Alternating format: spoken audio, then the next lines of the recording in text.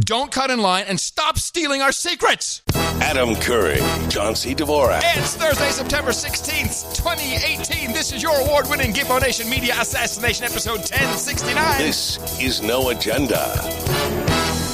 Watching the migrant crisis live from Fat Cat City here in downtown Lucerne, Switzerland. In the corner, in the morning, everybody. I'm Adam Curry.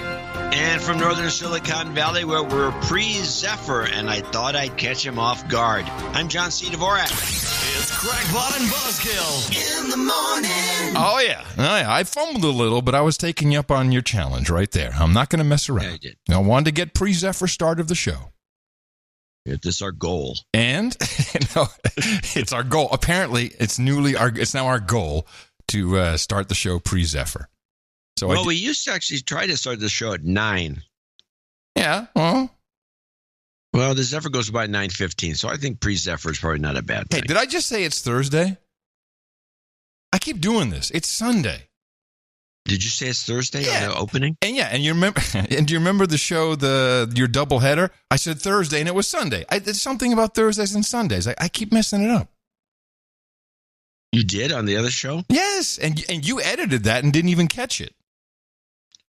Well, that's the one thing I don't really pay much attention to. I'm like trying to get ready to give my own intro. Well, I got the date right at least. So it Thursday, the wrong day. Yeah, 4 years from now, we nailed it. Anyway, I apologize. It's Tina. Hey, it's wrong. What are you doing, girl? Go sightseeing. She's in Switzerland and she's listening to the show. What's wrong with that? Well, I think the show probably is better than the sightseeing in Switzerland. Well, no, she was out on Lake Lucerne. She's having a good time. Lake Lucerne is a nice, pretty lake. Very nice, free lake. And for just a moment, let's just thank the gods for a second for providing us with the jiggas we need to make this show possible from two completely different locations on Earth. Where for me it is 6:15 p.m. on Thursday, and for you it's 9:15 a.m. on Sunday. Sure. I knew they were behind the times in Switzerland, but jeez. What year is it? Yeah, I don't know. So anyway, I'm in Lucerne, Switzerland today. Yeah, why? Well, because tomorrow we're going up to CERN to see the... Well, that's right. You're going to go actually look at the... You're going to you'll be feet on the ground at the Hadron Collider. Yes, the Large Hadron Collider, no less. How many guys is it going to take to throw you in? Look, this may be the last show, so I'm already drinking. So I'm feeling good. Oh, there it is. All right. 1, 2, 3, 4 is 5, 6, 7, 8, 9. 9 cars, short one. What? Yeah. Hold on a second. How come I didn't have... You didn't have the foamer on. No, there's something... I'm dealing with different screen real estate here. There we go. I opened up 2 database searches. All right, just pretend you heard the foamer. Oh, my God. No, it's more like this. Oh, my God! Woo! Listen to that horn! Beautiful. Yeah, so we're going up to the Large Hadron Collider, and apparently they do have a gift shop. Of course. So I will be picking. Why wouldn't they? Yeah, but they've shut it down. I think it's down. They've got to pay for this collider somehow. The gift shop does it. It's shut down in these weeks for some kind of maintenance. So they say. Mm-hmm. Who knows what they're really up to? They have to wait for that black hole to recede. So let me give you a little travel update, John. Just yes, we should mention that you're on the road. Yes, you got engaged for the 15th time, and you. By the way, I had a meeting at the millennial table about your engagement. Yes, and JC said, "I thought he already was engaged." Yeah, and Jay, the younger millennial, says, "Oh no, that was a promise. Yes, that's different." Yes, that's correct. That was a commitment. Well, not promise, but commitment. Well, it's called promise nowadays. Oh, okay. I'll take promise. And I said, "What? When did they complicate these matters?" It's all about pressure, man. So, yes, but it's not the 15th You're time. only in stage 2 then. Listen, thank you very much for the newsletter in which you not only incorrectly named Tiffany Willow, but then also insinuated I'm wearing a bra. I mean, you really... No, I thought it was Willow's. It was. Tiffany was there too. You know, it's like siblings. We hang out at each other's anniversary very party. Similar to each other. They do. I thought it was very funny. Here's Willow with her son, Elon Musk. Yeah. So Jay comes into the room. She's got the newsletter. She says, "Is Curry related to Elon Musk?" That was pretty funny. But here's the irony of it all. So we traveled. Was this about the bra? No, wait a second. So we traveled by train, and we get in, and we walk around. I got stuff to tell you about what we've seen, and then we're in bed, and it's like, geez, have you seen the draft newsletter? Have you heard from John? I said, no. It's like, so we're going on 1:30, 2 o'clock his time. I said, that's odd. And then, now it's midnight our time, so I'll email him. It's like, hey, you okay? Newsletter coming? The newsletter comes in about 10 minutes later, and it's like nothing but insulting.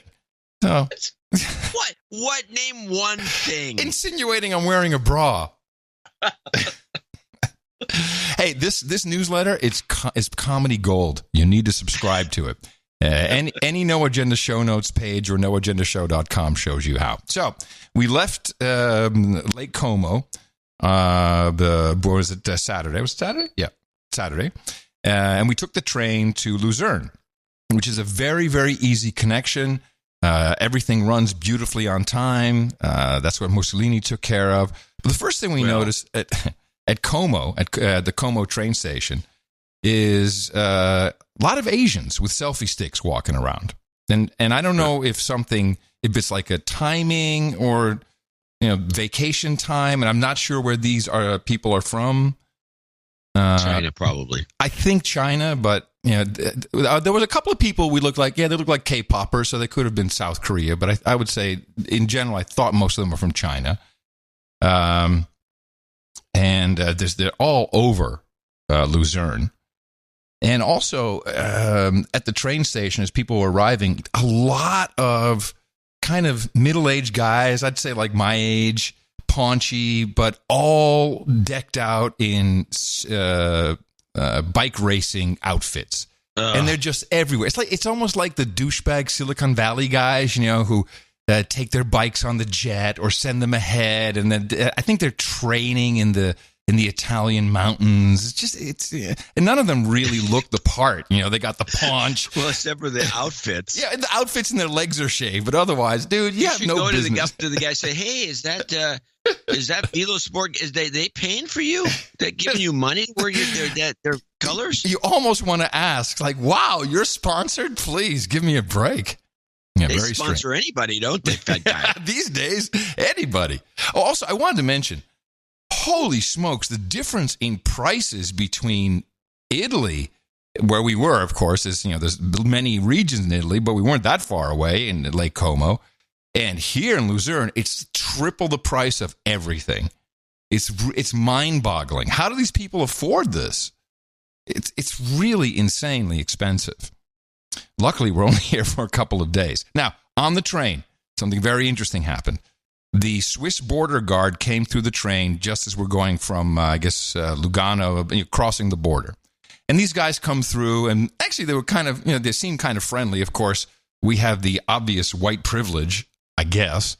So, just looking at them, okay, they drop by, just friendly nod. You see them going in between the cars and just knocking, but then forcefully opening the bathrooms. And I guess they're looking for, I know what they're looking for now because they got off at the first stop in Switzerland. And we're sitting there right next to, at the train station, they have a smoking booth. So it's kind of like a glass cage. And there's 3 guys in there, black guys, very dark black, important for the story in this context.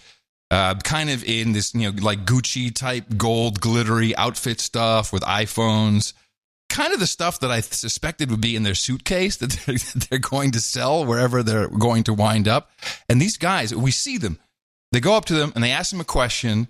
And, whatever the answer was, it was not satisfactory. The guy's fumbling with his iPhone. This border guard grabs his phone, pulls it, and the guy's head snaps down because it had his earphones plugged in. He grabs up the other guy's phones, and immediately you see these guys are in trouble. There's no passports they can produce, and they got nailed. And these guys were not messing around. And they were straight to search and their baggage and the Swiss, yeah. Because what's happening is you got all these migrants coming into Italy, and the Swiss do not want them in their country, and they mean business. I mean, Tina was the like Swiss shocked. are very strict with their immigration. Holy crap! Yeah, they were not messing around. So that was rather interesting to see. Yeah, the Swiss will get through this whole thing without having any migrants at all. I mean, we don't talk about that, do we? No, they also have no beggars, no homeless here. We talk about Hungary. Hungary's bad guys doing bad the same guys, thing. Yeah. But the Swiss, they finance all the wars. No one's going to mess with the Swiss. Leave them alone. And we get here, and by coincidence, it's the Luzerne Festival, which means there's music everywhere and just a ton of classical cars. We're right kind of in the middle of downtown. Extremely nice, but very strange, Luzerne. If you want to go shopping or you want to get anything instead of outside of dinner, watches, and chocolate, you have to go back to the train station. Underneath the Luzerne train station is a mall that is mind-boggling how big it is. And that's where everyone shops. It's where everyone does their, there's high-end clothing stores, of course, more jewelry stores, but that's where the big supermarket is. It's really bizarre, and for a guy with that keeps the rest of the town pristine. It does. It keeps it. And we were there Saturday night because we wanted to get some groceries for this morning, and it was just insanely busy.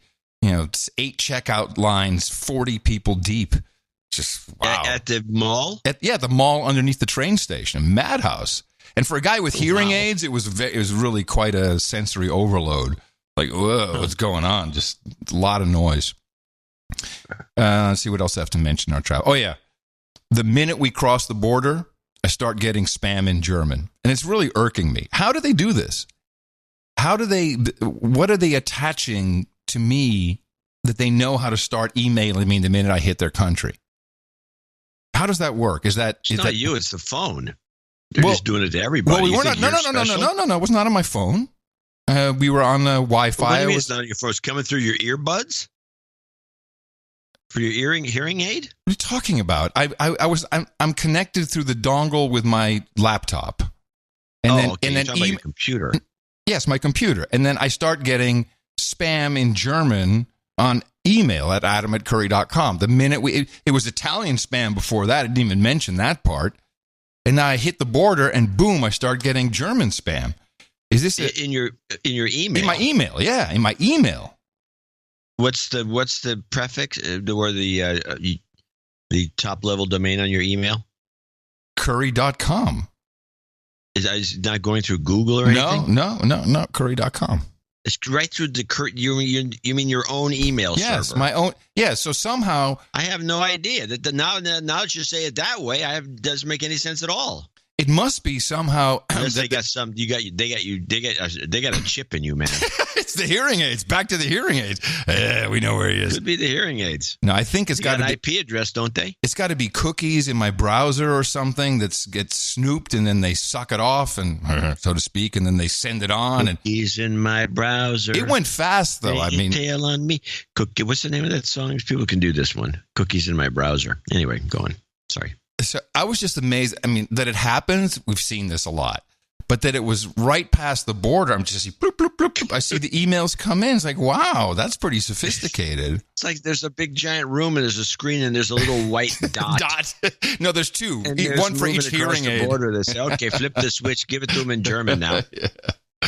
Oh, my goodness. Yeah, they're following you. Anyway, so we're in an Airbnb, even though I despise the company. Why? I haven't liked them for a while because they're also doing pricing based upon profile. So I have Tina now do all the ordering because then we they gyp you because I've done it a lot or whatever. They just trying to get me to pay a higher price, and then she logs in, she uses her account, and she gets a lower price. So fine. Well, that's outrageous. It's the same as Uber. We've seen this happen. We know what's going on.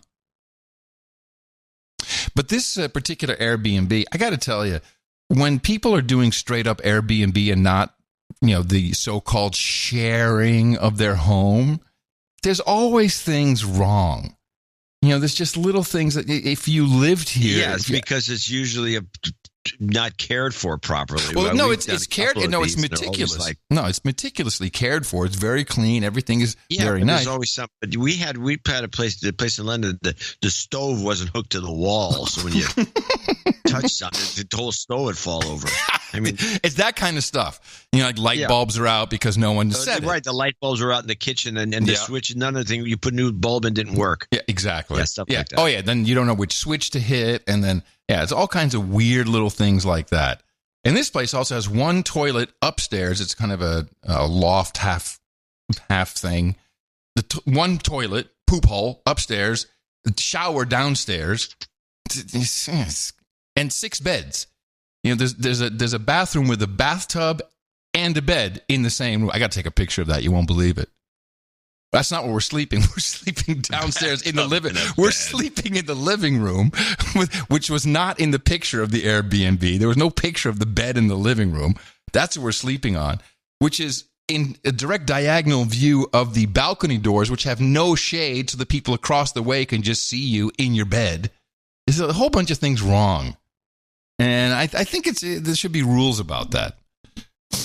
You should live in the place if you're part of the sharing economy. Yeah, this whole sharing thing is nonsense. Bull crap. Exactly. All right, so the only things that got left is total Asian invasion here, just everywhere.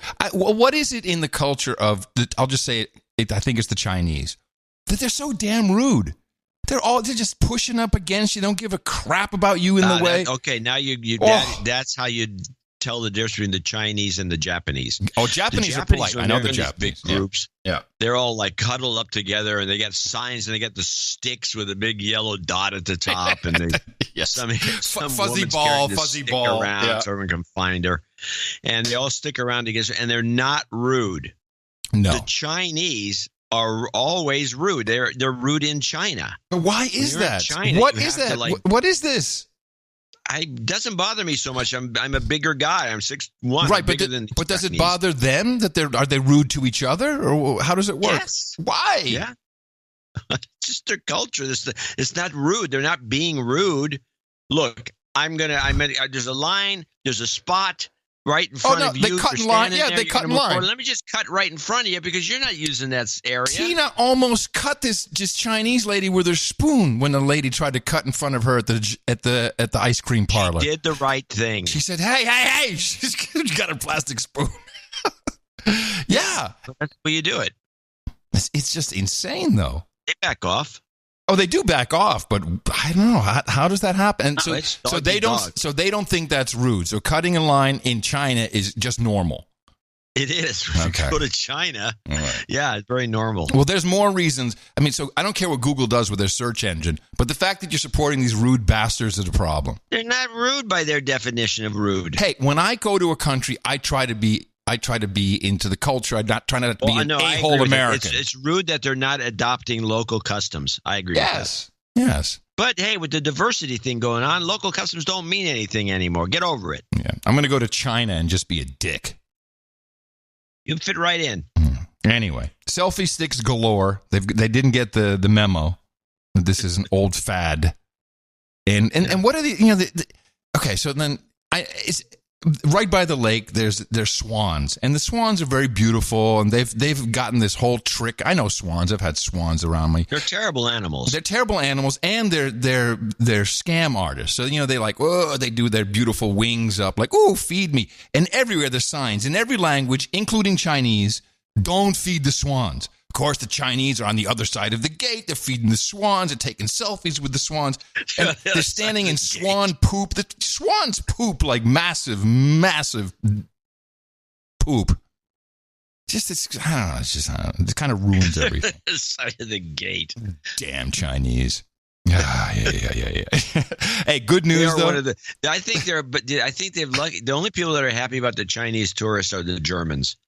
Because the Germans are always seen as the most rude, horrible travelers and tourists. That's good, Hans. Look at the chink. He is ruder than us. I will say, though, that now I'm a little older and I'm in my 50s.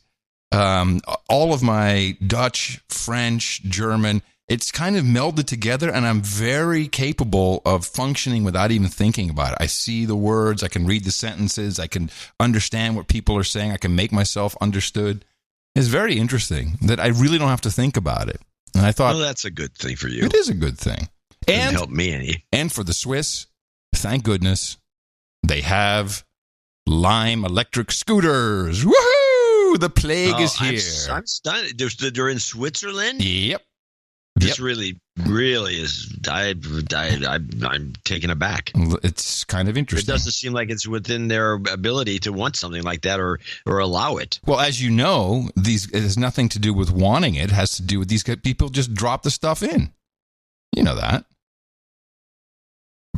Yeah, but the Swiss usually crack down on that sort of thing. They're very well. They still may.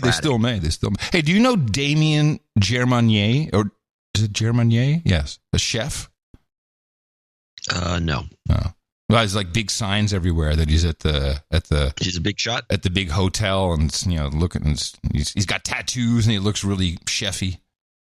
It's like guest chef Damien Germanier. You don't know him. If you don't know him, then he's. Well, I mean, it doesn't mean he's not famous, but he's not one of the guys I know. I was just reading about another shamed chef recently. I guess in New York, I can't remember his name already, but he was all tatted up and was apparently You sure it's not this? You sure it's not this guy? Might be the guy with another name. Might be this guy. Yeah. But he was rousted from his whole operation after, just being a horribly rude, sexist pig. Oh, nice. And he was done. Some of these guys are weird, these chefs.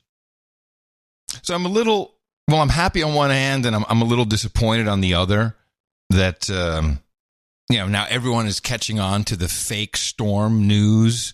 And now people are doing their own funny videos on YouTube. It's kind of our bit. Yeah, it's ruined our bit. It's our bit. We've been doing that bit for a long time, and I don't feel like doing it anymore because people doing the video version of it is honestly better than our audio version. There's pretty funny stuff out there. Yeah. Some good stuff. Although sometimes you just can't get away from the funny bits. I think this is CNN. Emmer, you're in the middle of all of it there. How are things changing there?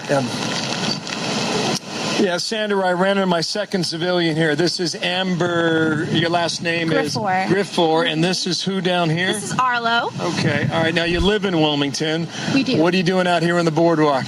Walking the dog. Yeah. They got to go potty too, right? Yeah. Damn. What are you doing here? It's supposed to be dangerous. Fox News has some of the best millennials reporting. This is fantastic. For the viewers, in terms of people that have stayed, roughly according to officials, what I was told just about 2 hours ago, about 75% of the population within this entire region has evacuated. That still means 15% are still here waiting to ride it out. I mean, you can't write this stuff. It's like, where do they come up with these reporters? Woo! But the storm was such a dud that even Al Gore couldn't use it to talk about climate change. So he went back to the good old standard of Hurricane Maria. Although, wait, wasn't that Trump's fault? I don't understand. Some people evidently... What? It's all Trump's fault. He did these hurricanes. Yeah, exactly. Hold on a second. Let me start that over again. Some people evidently can still deny the reality. It's a little bit harder to deny the 3,000 deaths in Puerto Rico from Hurricane Maria last year. Come on! Come on! Come on! How far down that rabbit hole are people gonna follow? This is utter insanity. We have to wake up. We are alive in this moment. We are awake. We have to take action. Okay, jeez. I do want to say something about this death toll because I looked into this and it's not being explained properly. And here's a report, actually, because of course the whole idea was Hurricane Maria would be so devastating. It would all be Trump's fault, and he screwed it up twice in a row, even after he knew he could do a great job. And then the hurricane kind of turned into a lot of water, and of course, people are always dying. One guy electrocuted himself hooking up extension cords in the rain. Someone has a heart attack. Of course, there was a tree that fell. I mean, things do happen, but people die every single day for a number of reasons. So they really, really tried to do something with this. But now there's this death toll. And I looked into this when it first came up, and I can't remember what happened, but it got shoved out of the news and it's back in. Tonight, President Trump is falsely blaming Democrats for inflating the death toll from last year's Hurricane Maria to make him look as bad as possible. Tweeting today, 3,000 people did not die in the two hurricanes that hit Puerto Rico. A long time later, they started to report really large numbers, like 3,000. Earlier this week, claiming Puerto Rico was an incredible unsung success. Direct deaths from Maria, like drowning and injury, were estimated at 64. But an independent study by George Washington University, commissioned by the Puerto Rican government, estimated nearly 3,000 people died in the aftermath of the storm due to a lack of resources. We are giving strong evidence that should not generate political controversy. In a statement tonight, the White House said President Trump was responding to the liberal media. Mr. Trump, who faced criticism for his initial handling of the crisis, under mounting scrutiny. I have no reason to dispute these numbers. I was in Puerto Rico after the hurricane. It was devastating. And Republican Representative Ileana Ross-Lehtinen said only a warped mind would turn this statistic into fake news. The president has turned to conspiracy theories in the past, from falsely claiming former President Obama wasn't born in the U.S. to suggesting Ted Cruz's father might be linked to the JFK assassination. No, that was actually the National Enquirer, but okay. Now, a new cloud of controversy. In its statement tonight, the White House also insisted every death from Hurricane Maria is a horror. So I did look into this. I think we might have discussed it when this first came up. The 64 number is what I found interesting. Where does that come from? So this independent study that was done, the way they came up with their numbers... and by the way, let's make sure to re-mention this on behest of the government looking for more money. Oh, totally. In that same period, the year before the hurricane, there were 64 people less that had died as in the same period when they were asking these independent questions. So people die all the time. And lots of people die in poor countries. And why it's poor and where there's problems, that's a whole different conversation. Because, yes, they are a U.S. protectorate. But that difference was 64, which is why I said, well, 64 people died. But this independent study, they went around to all these homes and said, hey, did someone die? Yeah, someone died. From the hurricane? Yeah. That was the study.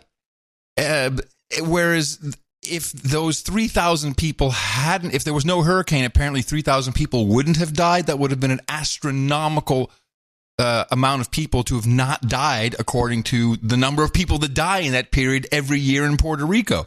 That's how they come up with the 64. And no one is going back and saying, hey, look at the numbers. Look at the year before. Look at 5 years before. You'll see the number of people who die in those 5 months. But now it's all, of course, Trump's fault. But that's where the 64 comes from, and that's where the discrepancy is. Well, that's pretty simple. They should be able to just expose that. Oh, please. Please. So I got some storm clips. I do have, I have one. This was the one I was watching, it's CBS, I believe. I'm watching this thing being played out, and I saw the way they talked about the storm in, it was going to be a 4, and it was going to be a 5, and it was going to then it was a 2, and then it's tropical storm. It became a tropical storm, which again isn't this the same thing that happened in Houston? Well, yeah, in Houston, but this is the problem, and I think there's a lot of water, there's a lot of damage, but it's not. Yeah, quite what happens is instead of being like a storm just goes and blows everything down and gets out of there, it sits and dumps crap loads of water. A lot of water. It's a bad situation. As damaging as the storm, but it's not quite as spectacular to film. Exactly. But a couple of things I have. First of all, before playing the deep. Deep what? Hold on a second. I'm just looking for the clip. This is the jamming two. Tell me, listen to this carefully. Jamming two storm stories. Oh, okay. Yeah, so another couple of feet. Another foot would have been on top of her. The strongest storm on the planet this year. That's all I got. Is that your clip? Yeah. The reason is because I'm trying to dissecting how they were doing this. They played all the stuff about the storm in North Carolina, and that was the end of their coverage. And they cut right to the storm, the real storm in the Philippines. Oh yeah, that's all over the news here too. That's got 200-mile-an-hour winds. Yeah, it's not a slouch of a storm, but they can't blame that on Trump. Whoa, no, because Duterte hates him. No, Duterte hates him, so it's not working out. Yeah, okay.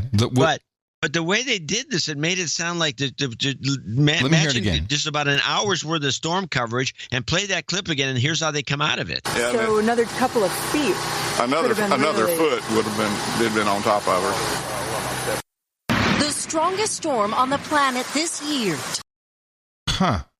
So they come out of one storm story, and if you're just casually listening, because this is what happened to me, because I'm listening to all these clips. Yeah, you thought it was I'm thinking, Florence. And they said the strongest storm. Wow, I didn't know it was the strongest storm this year so far. And then I had to listen longer, and I realized, you're talking about another storm altogether. They just jammed two stories together. Oh, bastards. Well, here's what the actual big storm downplayed. Did play actual big storm. Oh, hold on. Actual big storm? The strongest storm on the planet this year, Typhoon Mangkhut, lashed at the Philippines, with torrential rain and fierce winds gusting to 200 miles per hour. This is nature, something you cannot go against. Along roads strewn with trees and debris, we drove north with workers clearing downed power lines and felt the punch of Mangkhut's wind. Bam! With more than 5 million people living in its path, thousands were evacuated from their homes to disaster centers. The typhoon's rain band, nearly 550 miles wide. This fisherman nearly drowned trying to save his boat. This storm is different than others, he tells us. I thought I was going to die. For hours, Mangkhut wreaked havoc on crops here, set off landslides and swelled rivers before churning out to sea. I'm very surprised. If they could only find one slight Trump angle, it would be perfect. Well, that you can already tell they're giving up, because this is a low-key report. Yeah, there's no one. This is a major, massive, it's a killer huge storm. Yeah. It's heading right into Hong Kong, which has got to be a laugh riot to be there during this. And they're just playing well, and a couple of people got knocked over, and there's a flood. Yeah, fishermen. And there was they're just down compared to what they're playing our local one, which is, oh my God, all hell's breaking loose. See, I don't understand. They should have said, thanks to Trump pulling out of the Paris Accord, this is our future. Look at these dead people. Well, that's what they would do. I didn't get the Democracy Now! Clip, but I'm sure that's the way they handle it. Now, I want to just tell people there's a weather blog called the Cliff Mass Weather and Climate Blog. Mm-hmm. And this guy is in Washington State, and it's CLIFF MASS. And you should just subscribe to his blog. He is a real climatologist, and he knows all this stuff deep. Mm. And he's not an anti-climate guy, but he gets accused of being. It's like you're a Trump apologist. It's the Trump apologist syndrome. Of course. And he went through all the documentation because of all these assertions, because he finds somebody to say something about the weather, he checks it out. All these assertions that we're getting more storms and they're worse and all the rest of it. He's gone through the documentation in his most recent post. It's bullcrap. We're having less and less major storms. No, that's not good. No, so nobody wants to talk about it. In fact, I got this clip from a guy in Australia, Professor Ian Plimmer. This is a climate change always changes clip, which is funny. Karen Phillips wants to change climate, then read history. Go back a little bit, read history. It's been validated by the geology. It's been validated by so many proxies. And what we see is climate always changes. I'm not a climate denier. It's the people who want to have global warming deny that climate changes. They deny what we have known for thousands of years. Climate always changes. Don't you So dare. they're the deniers. Yes, denying climate change. Anyway, denying climate change deniers. Sorry. Okay. Misfire. Well, I got my Stormwatch clip, the summary from CBS. Good evening, I'm Jeff Glor in Wilmington, North Carolina, and this is a special edition of the CBS Evening News. The rain will barely let up here on this coast for another 24 hours. The preliminary rainfall totals from Florence are staggering. The National Weather Service says more than 30 inches of rain was measured in Swansboro, North Carolina. That shatters the state's tropical system rainfall record of more than 24 inches set during Hurricane Floyd in 1999. Officials warn some rivers are approaching historic flood levels, and the worst of it may still be to come. The death toll from Florence climbed today to at least 12. Some have been killed by fallen trees. Others have died on flooded roads. Nearly 1 million homes and businesses in the Carolinas have lost power. Today, the mayor of Wilmington told us it could take weeks to restore all electricity to this city. President Trump and Vice President Pence receive updates on the storm at the White House today. The president plans to travel here sometime soon. We have a team of correspondents covering this disaster. What a waste of resources. And I killed it there because they went from one team member to another, each of them interviewing some hick. Yeah. Well, this is the worst I've ever seen it. I've been here for 40 years, and it's never been this bad. Something's wrong here. One, it's all man on the street stuff. It was really miserable. I must say, I of course, I don't have any television over here. I haven't watched any except for a little bit of strange German TV last night. But I saw the Weather Channel. They've got some pretty cool virtual set 3D graphics where the host is standing there, and then it's like she's standing in the middle of somewhere in North Carolina, and then she shows the water level, it coming up, and it comes up around her in a virtual. Like, you have to see it. It's in the show notes.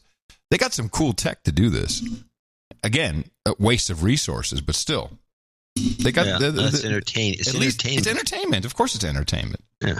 A lot of people I saw tweeting about John Kerry on Bill Maher last night, which I watched the interview, and stupid blockhead. It just wasn't interesting at all. In fact, he's a boring guy. He's always been boring. That's why he lost the election. Yeah, and he was making jokes, and Bill Maher was a little annoyed by it because, he does the jokes.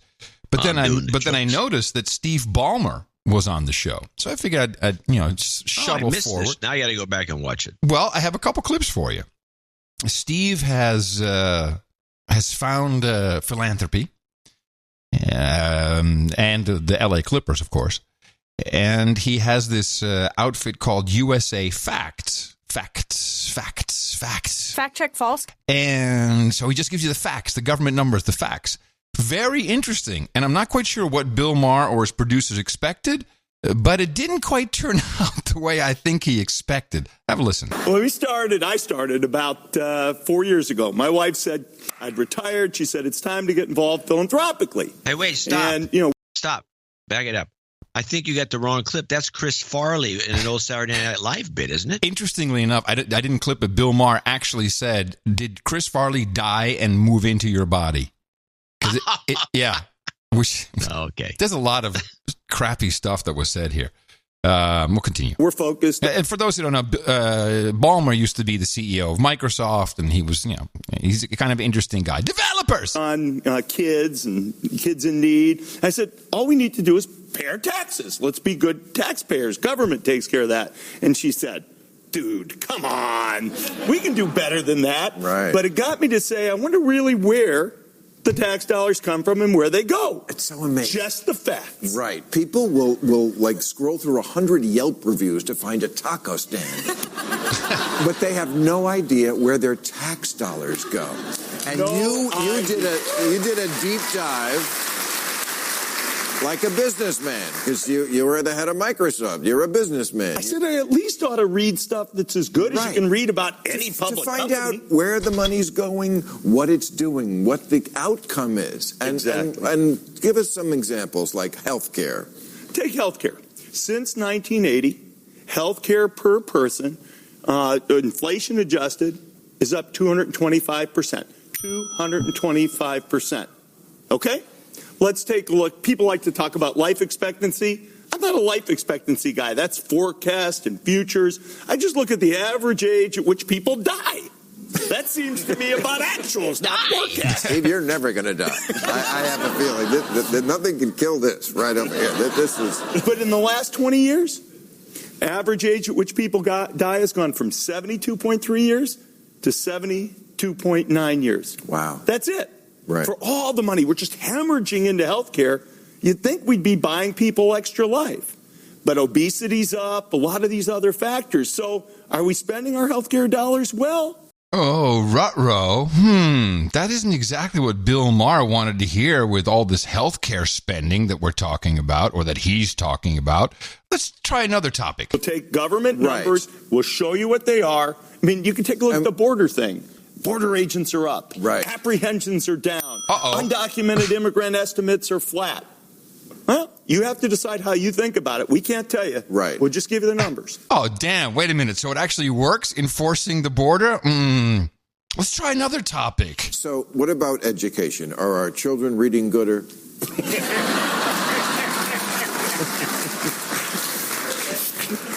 Oh, okay, you got me there.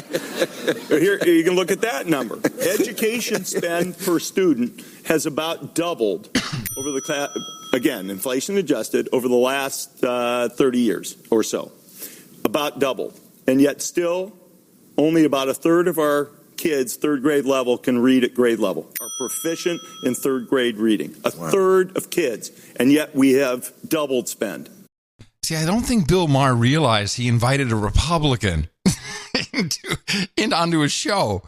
Because Obama keeps saying, oh, it's just the numbers. But what he's saying is pouring all this stupid money into all of these things the way you've been doing it doesn't work. Your system doesn't work. And then Bill Maher, who in the beginning of the interview sets it up by saying you're worth $47 billion, does this. I just gave $1 million to the Democrats. Gotcha. For me, that's a lot of money.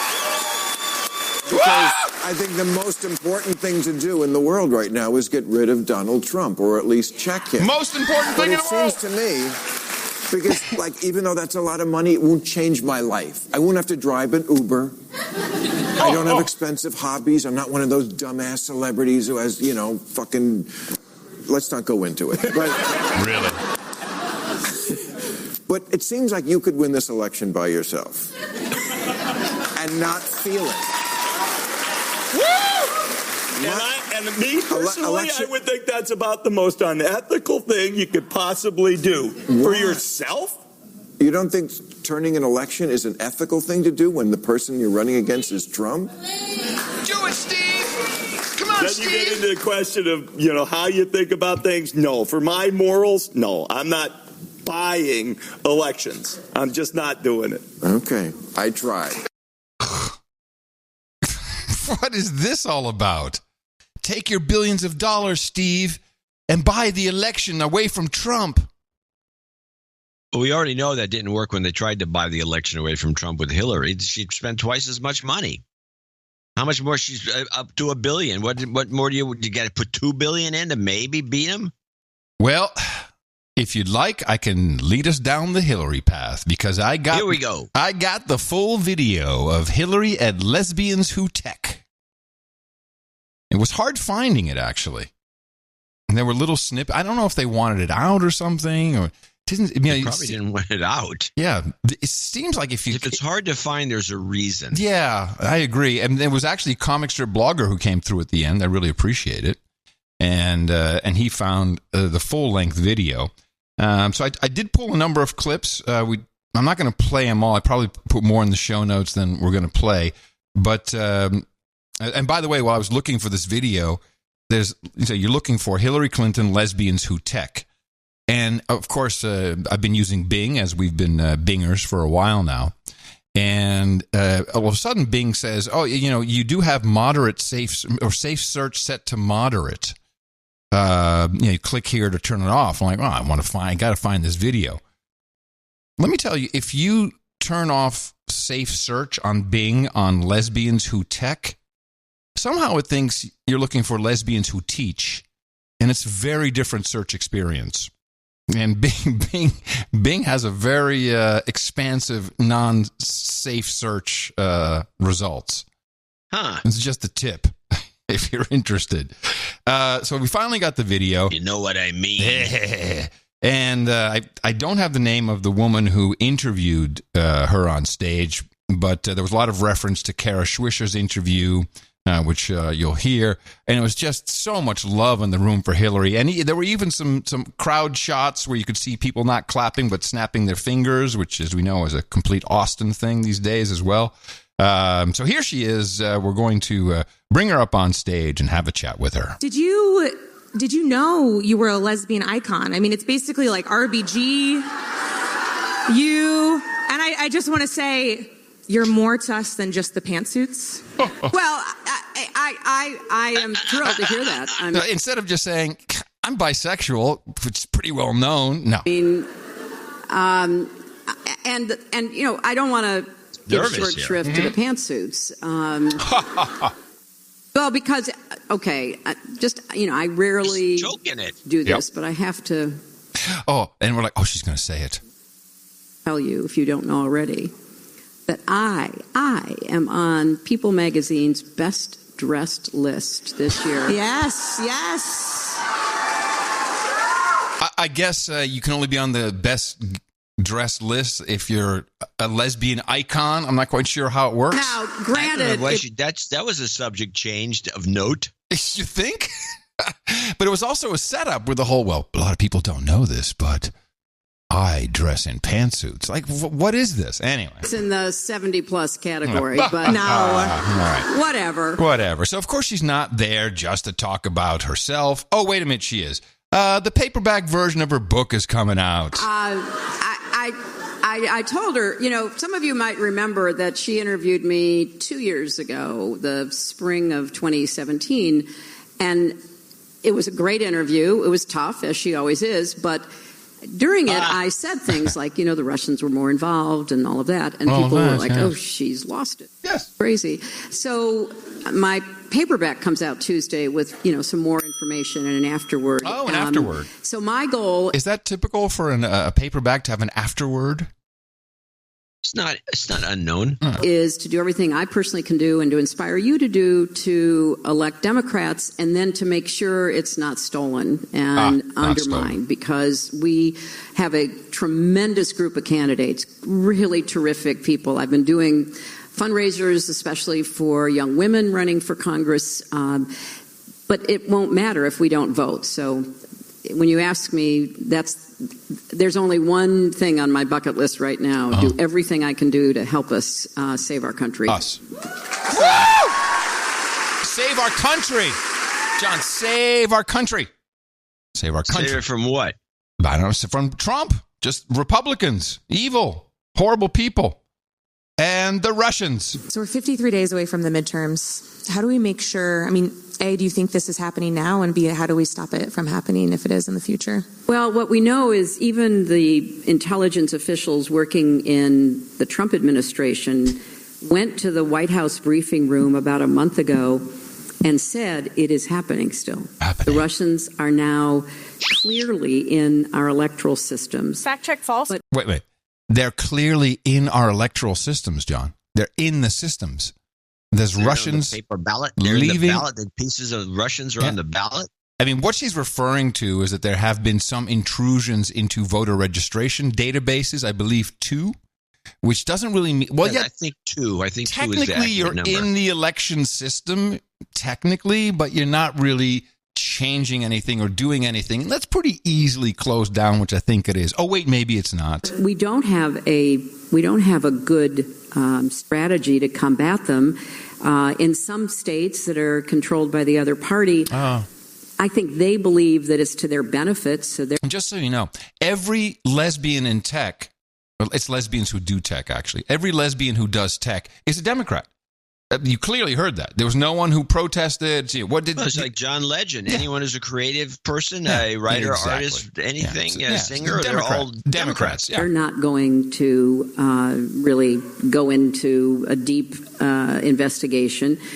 The Democrats, actually it was bipartisan, an effort to try to do more to protect these upcoming elections, which was voted down.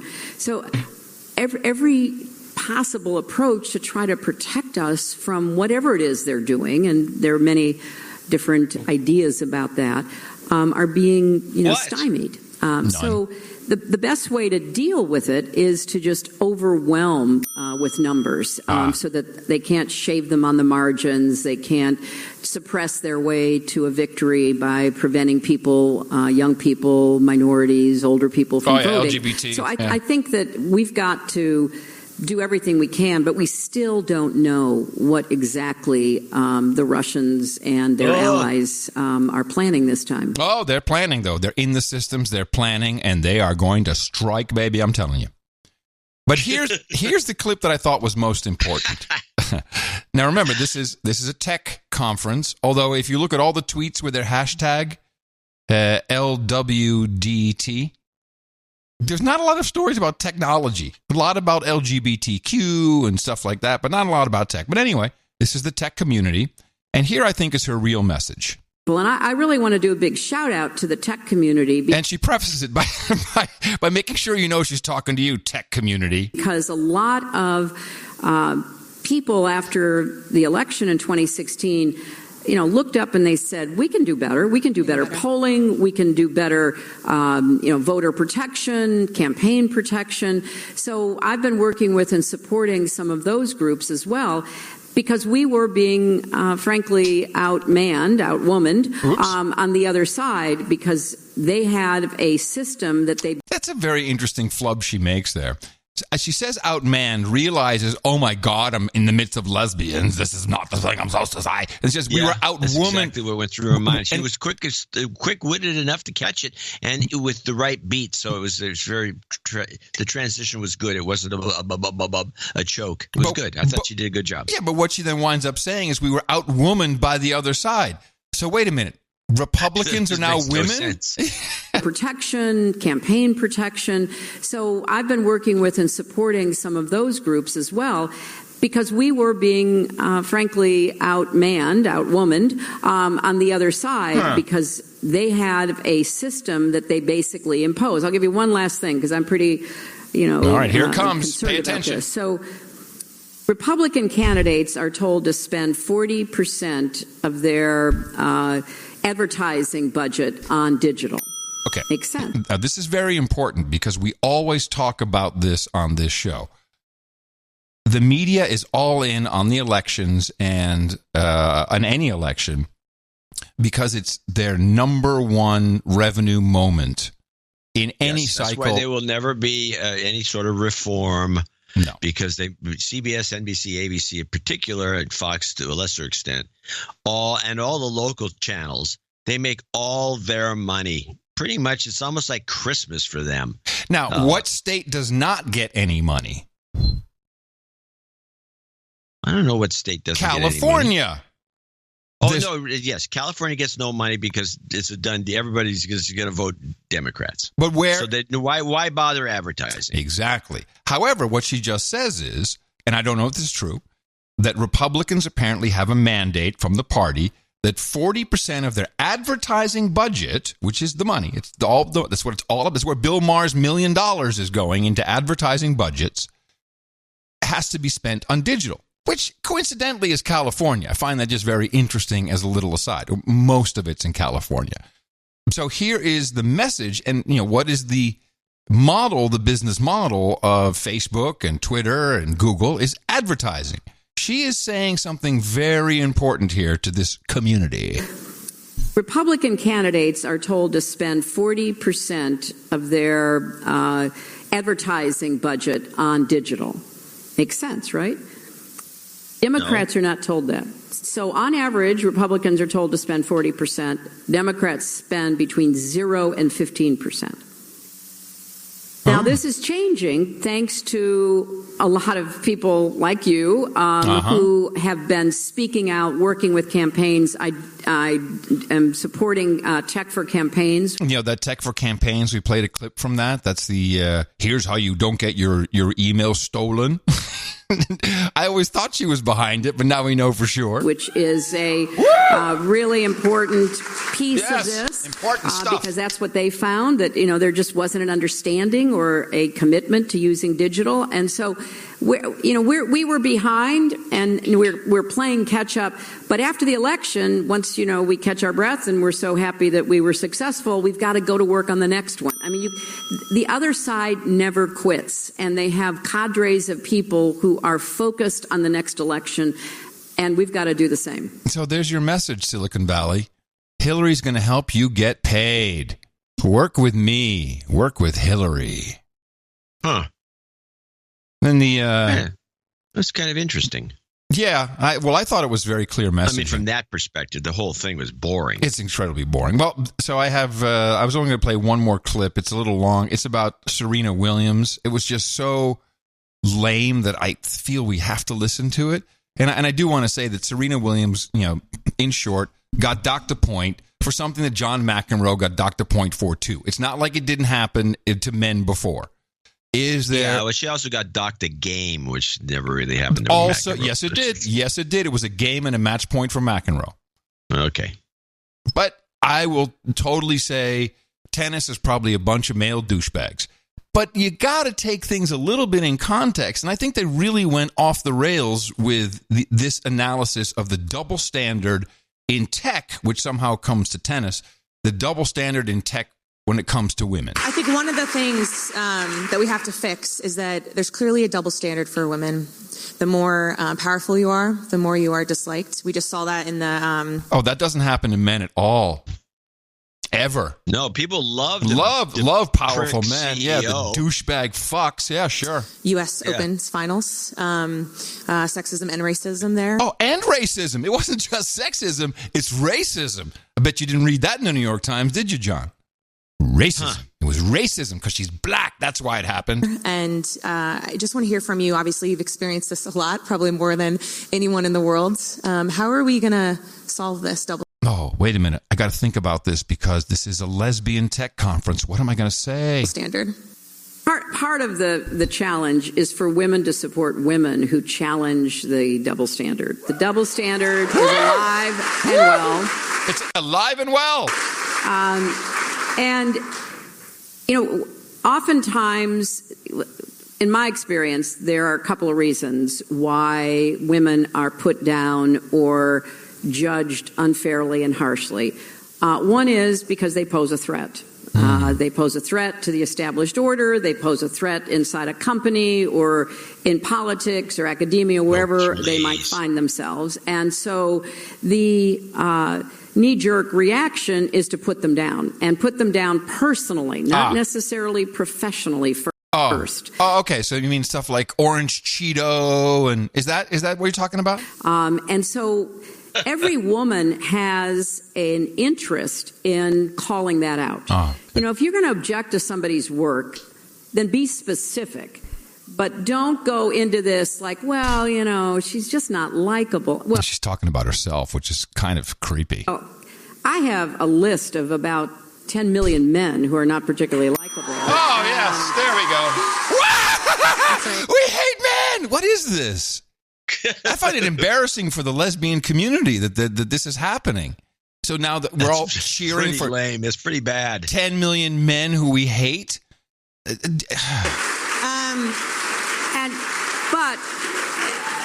But the knee jerk plays into all of these cultural stereotypes, and so people say, "Oh, I don't know if I want to speak out because she can be kind of angry, or she can be kind of pushy, or whatever she might be." But we've got to get over that. We've got to support each other, and we've got to speak out for each other. And then the second thing I would say is this whole question about women standing up for ourselves. And you mentioned the U.S. Open. I've watched tennis for decades, and I've seen a lot of men throw their rackets. I've seen them scream at the referees.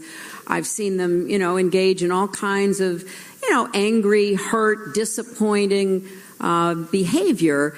But everybody understood it was because they were such great competitors. They were in the moment. They couldn't help it.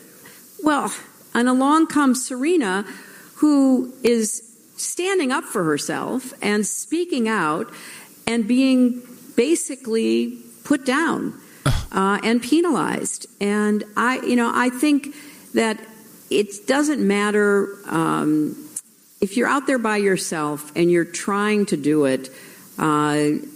You know you're taking risks, and yet the only way we're going to expose the double standard and hopefully eventually see it end is if we're willing to do that, and if we hope and count on other women standing behind us. So I'm going to keep doing what I can, but I hope everybody does the same. Fail. So I just thought, I was like, geez, you go and alienate some more people, men. Yeah, you wonder why she can't win. I think it's a lost opportunity. If she had said right at the beginning of that interview, well, I have something to say, and she had come out, she could have run again. Been something. She could have run. She could have run. She could have run. They were holding their hands together and looking up with awe. She could have run easily. But no. No, now she just pisses off 10 million random men. Men.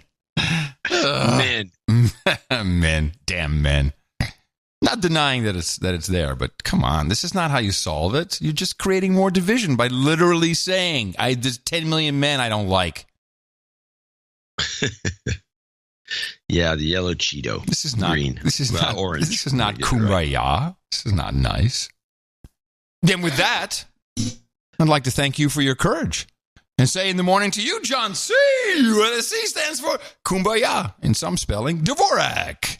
Well, in the morning to you, Mr. Adam Curry. Also in the morning, all ships to sea, boots on the ground, feet in the air, subs in the water, and all the dames and knights out there. Yes, in the morning to our troll room at noagendastream.com. Good to have you here, as per usual, especially my personal troll, Nick the Rat. More about him later on. And also, that's noagendastream.com, where we're live on Thursdays and Thursdays.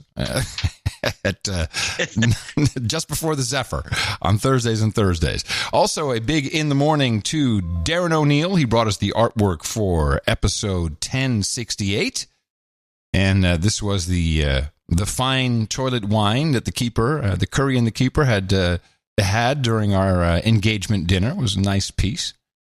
We like that a lot, and I want to thank him for that. That is noagendaartgenerator.com. Where all of our artists upload their art, usually before we're even done. Yes. All right. Well, we do have a few people to thank, including 2 Instanites. Whoa. Our executive producers are both Instanites, and we have 1 associate executive producer. It's a short list, but it's pretty spectacular. Wow. Yeah. Instanite number 1 is Sir Julian. He's 1,000. Well, he's not an instant. He's already a knight, so that was a mistake. He's in Morgan Hill. He gave us some money the other day. Sir Julian, again, my better 3/4 reminded me that I was indebted to John C. Dvorak for the ant burning. In the last few years, this has saved us from frustration, unnecessarily chemical treatments, and pest control bills. Value for value. Now, do you want to remind us of the? We'll do the ant burning trick. I'll tell it again. We tell it every couple of years? People don't seem to remember. So I came up with this theory that there's a variety of ants that come when you're in the West Coast. There's these things called Argentinian ants. They all came up from Argentina. They've taken over the place. All the other native ants have been wiped out by these guys. And the thing that makes them interesting is that they are not hive specific. So in Argentina, you can wipe out an Argentinian ant colony, and a few stragglers will be out there, and they go into some other colony, and they don't get killed like the other ants would do to their peers. You're not from us, from our colony, and they kill them. No, not with these guys. So essentially, California in particular is one giant anthill. Yes, those aren't earthquakes you're hearing or feeling. It's just the ants. Ants that are doing the damage. Yeah. So I find they're a very social animal, and they have all these different ways of doing things. And once in a while, you start to see these out of the blue. There'll be a few ants roaming around. These are the scouts. You see these scout ants, and you see one of them, and you see another one. Maybe you see 5. You don't see a lot of ants, but you see a few of these ants nosing around, looking for some opportunity. You take a little one of those little lighters, Scripto lighters, and you scorch them dead, kill them with the flame. You burn them, and you burn everyone that you can find, and you leave them there. Other scout ants will show up, maybe, and if you see them and they're not carrying another ant out, because usually what they do is they grab. Oh my God, one of our buddies is dead. They grab him, take him back to the nest. Did they eat him? No, they use them for building material. Build a wall. The Europeans used to do the same thing with human skulls, but that's another story. Okay. Anyway, so if enough of these dead ants go back, they say, we got to stay out. There's like a big fire or something going on there. These guys are all and they don't come back, and they never show up. And that's how you get rid of ants. And you keep killing these little guys if you see them as scouts. Now, if you see one carrying a dead ant, that means he's taking them back to the hive. You don't kill him, right? Don't kill him because he's the one taking the message back. He's got the message, right? And this is now, if you miss the timing on this, you still can get in trouble. But most of the time, it works. The more you know in the morning. Just a bit. I can't help it. I got ants. I got ants. I got ants. All right, I'll have to play that end of show. Thank you. All That's right, great. Here we go. The more you know. Thank you, Sir Julian. Yes, he doesn't seem to want to upgrade or anything, but okay. He probably will when he gets to Barron. Yes. If he's not already. Scott Lovenberg in St. Paul, Minnesota, 1,000. Now, this is a genuine Instanite, I believe. Yes, it is. I once emailed you a while back in my hometown in Pennsylvania a couple years ago. You mentioned it during the show. I'm sure that you've forgotten it with the volume of mail. Because blah, blah, blah. I'd like to, I want to say I want to be night. I want to be night. I know John and people say that, but they never do. Okay, I'm trying to get to the point he's trying to make. I fell overboard a couple of years. It went by, and I made my way back and never forgot the promise I made to give you value for value. Yes, I said, yeah, people promise and they never deliver. And he's making the point that some people do. As I think about value, I like to provide younger listeners or just listeners lost on their path through life with my cliched advice in the hopes that it reaches and resonates with someone. I'd really also appreciate if both of you would, after the donation segment, impart some of the wisdom you have for younger listeners making their way, as you both had an incredible journey to where you are now, podcasting. Please reevaluate your statement. We have such an incredible journey to podcasters. I'm sure we would all be better off for hearing your sincere thoughts on how to navigate the world. Okay, we'll give some advice sometime when we feel like it. Please do editorialize on this message and my message below as you see fit. Finally, please call me Sir Software Dev, a.k.a. Sir Code Monkey of the Twin Cities, and do look up. Look me up if you're either in the Minnesota, Minneapolis, St. Paul metro area or waiting for a layover at MSP. You'll come by. All right. I appreciate what you do. Well, thank you. Where's the device? What device? Well, that editorialized this message. That was the message? Well, you editorialized the whole message. You cut out the whole first part. Well, what was the part that was good? Oh, okay. Well, let's read the beginning then. No, it was just nice. It was a nice message, but what was the advice to the kids? He wants us to what? His advice to the kids? Oh, he wants. I'm sorry. His advice. I'm sorry, Sir Code Monkey. You butchered it. The whole thing. I butchered it. Horrible. I want to thank Sir Software Dev, which is not his name yet, but Scott will receive that title during the official knighting ceremony later on this program. Thank you very much for your courage. It is highly appreciated. And he will buy us a beer. Yes. Actually, you know, at the Minneapolis St. Paul airport, they have one of the best brat shops. Oh, is that so? In any airport I've ever been to. It's from one of their sausage makers in the area, and they have a brat shop. They make a very killer brat. I'm gonna give him some karma. You've got karma. I guess that didn't make up for my watch. Oh well. Well, he'll be back. Anyway, Sir Richard in Alberg, Vermont's our associate executive producer, $222. He needs some house selling karma. No jingles. You've got karma. He's got the new little monikers, NJJK. No jingles, just karma. No jingles, just karma. Nice. Okay. Okay, what? That's it. Oh, my goodness. Okay. Well, thank you very much to our two executive producers and our lone associate executive producer. It is highly appreciated as we're out on the road for you and continue to bring you our program. It's really your program, the best podcast in the universe, and we will be thanking more people in our second segment, $50 and above. Looking forward to that as well. We got lots of stuff to talk about. And remember us for our next show on Thursday? Dvorak.org/NA. I think we're no longer twice a week. We're just on Thursdays. Pass it on. Our formula is this. We go out, we hit people in the mouth. Order. Shut up, slave. Shut up, slave. So I think we should take Scott's advice and give a little bit of advice right now to the youngsters out there who are trying to make their way to podcasting. Well, it's not just podcasting. Through a long route. That's not what he said. He said give them some advice for their path in the future. Don't get killed or end up in dimension A or B. Or too far in any dimension for that matter. Well, I got my piece of advice. All right. I've given this advice before. I'm going to give it again. Most people that will supervise you throughout your careers are full of crap. And that's the advice. The more you know. And they tend to they can be played, and I don't like to say that you want to play people, but they can be played by just going along with whatever they have to say. Do not be argumentative. And I'll give two examples. I'll give one example, a good one. Well, actually, I'll give a number. I'll generalize.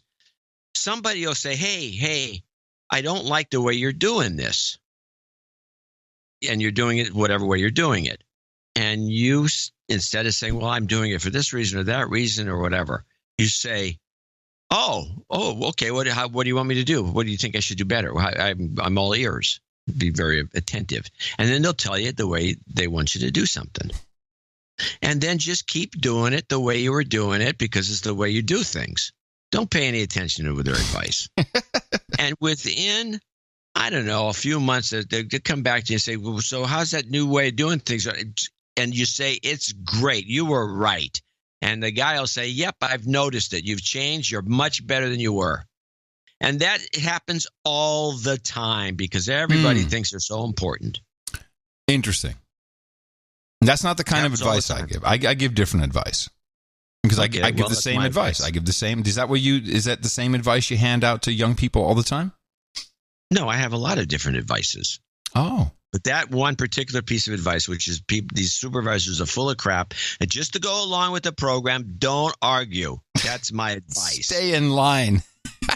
But keep doing things the way you're doing them. It's not going to. They're not going to notice when they don't know what they're talking about. Well, I guess my advice is kind of dovetails into that, where my advice is always the same: find out what you really like doing. Just there's something you like doing. You could be skateboarding for all I care. Find something you really not like what you really love doing, and then find someone to pay you to do it. That's it. Yeah. That's it. That's the secret to life. That's the ideal advice for everybody. But many times, bullcrap. Anybody can do that. Anybody can do it. Anybody can do that. You have a place in life. If you need a job tomorrow and you have to go work at Taco Bell, what are you going to do? Screw you, Taco Bell? Well, that's part of the finding someone to pay you to do it part. Yeah, well, maybe you can do that from the taco back in the. You try to get in the front counter. It's taken me 54 years to finally be able to podcast. Don't knock it. I've been my whole life before podcasting was invented. I've been wanting to podcast. Yeah, I don't know what it is, but it's just in the back of my head. It's just the word podcasting. When I'll drop it like a bomb when it happens. And you invented the word podcasting. No, I did not. I did not invent the word podcasting. Who did? Danny Gregoire is the one who I credit it to. He is the one who I first heard it from, but then there's that Guardian journalist who did use the term podcast, not podcasting, but podcast several years, no, maybe a year earlier when the iPod came out. But that was before there was any podcasting. So he precognated. Yes. He had it before it existed, and therefore he claims he coined the term, which I guess he did technically. Ben Garsley, what's his name? Ben. Well, yeah, I would say he's coining the term. What's the guy's name again? Ben. Forgotten the history. Apparently, should have become a podcaster. Right. All right. Well, then I'll give another piece of advice. Oh, gee. So, yeah, tail finning into your advice. Okay. Ooh. I don't know what tail finning I like means. that. Tail finning is not necessarily good, but okay. Tail finning. Do a lot of different things until you find something you like. And if you like a lot of things, do them all. Yeah. Yeah. I agree with that, too. And then ultimately do a podcast about your life, and then you'll be fine. Yeah, podcasting is the real podcasting. That is everyone's goal should be podcasting. I have to say, I'm noticing this. No, there's an article that I put into the in the show notes. It's about Teague Hanley. And Teague Hanley is someone sent me this. This is they market beauty products. I think a lot of them for men. And they claim to now spend 40% of their entire marketing budget on, quote, influencers who are on Instagram and YouTube. Yeah, this is a big deal. And I got to say that when we first started Pod Show, before it became Mevio, before it became dead, that was the idea. The idea was to have endorsements by the talent themselves, and that advertising would change the way people conveyed their message. And, and it failed quite spectacularly over a 10-year period. It really failed very well. So whereas, and I still believe you can't monetize the network, but what we're seeing here is the marketing money is going to move away from display, and if we're talking online display and clicks, etc. It's truly going to move towards this. And I can only say this because I'm from the future. Sometimes it takes me 20 years to get it right, but it is going to happen. And of course, what will happen to everybody, and we talked about this on just the last show, is YouTube and Instagram are all going to wake up and go, I don't think so. Hey, we want our money. You're taking our money. We want our money. And it's going to suck all over again. So build your own thing like we did. Build your own thing. Be smart about it. And even when you build your own thing, 99% of you will have nothing because it doesn't work without the exposure of the algos in Instagram and YouTube. Doesn't work. So make sure you're one of the 1%. But that's where it's going. Yeah, I think Kanye West would be like a great spokesperson for the Republican Party. Right now he's doing it for free. Yeah, he should be getting paid. Yeah, right. Yeah, no, that's in fact, there was a number of Scott Adams' girlfriend. I don't know how much money she makes, but she's on Instagram, and I don't remember her name, but she's on Instagram. Christina, it's Christina. I know that Christina. because of the Christina. Name. Yeah, and she holds up a pair of shoes. She's very photogenic, so you want to look at pictures of her. And so she holds up a shoe, or she holds up, I don't know what she holds up, but she's got some sort of eye makeup or something, and she holds it up. She's and she really gets paid okay. to First of all, she does this in skimpy clothing, bikinis, underwear, which I don't know. That's what I said. She's photogenic. Oh, I'm sorry. I misunderstood you. Yeah, got it. Sorry, I missed the code. Yeah, so what about her?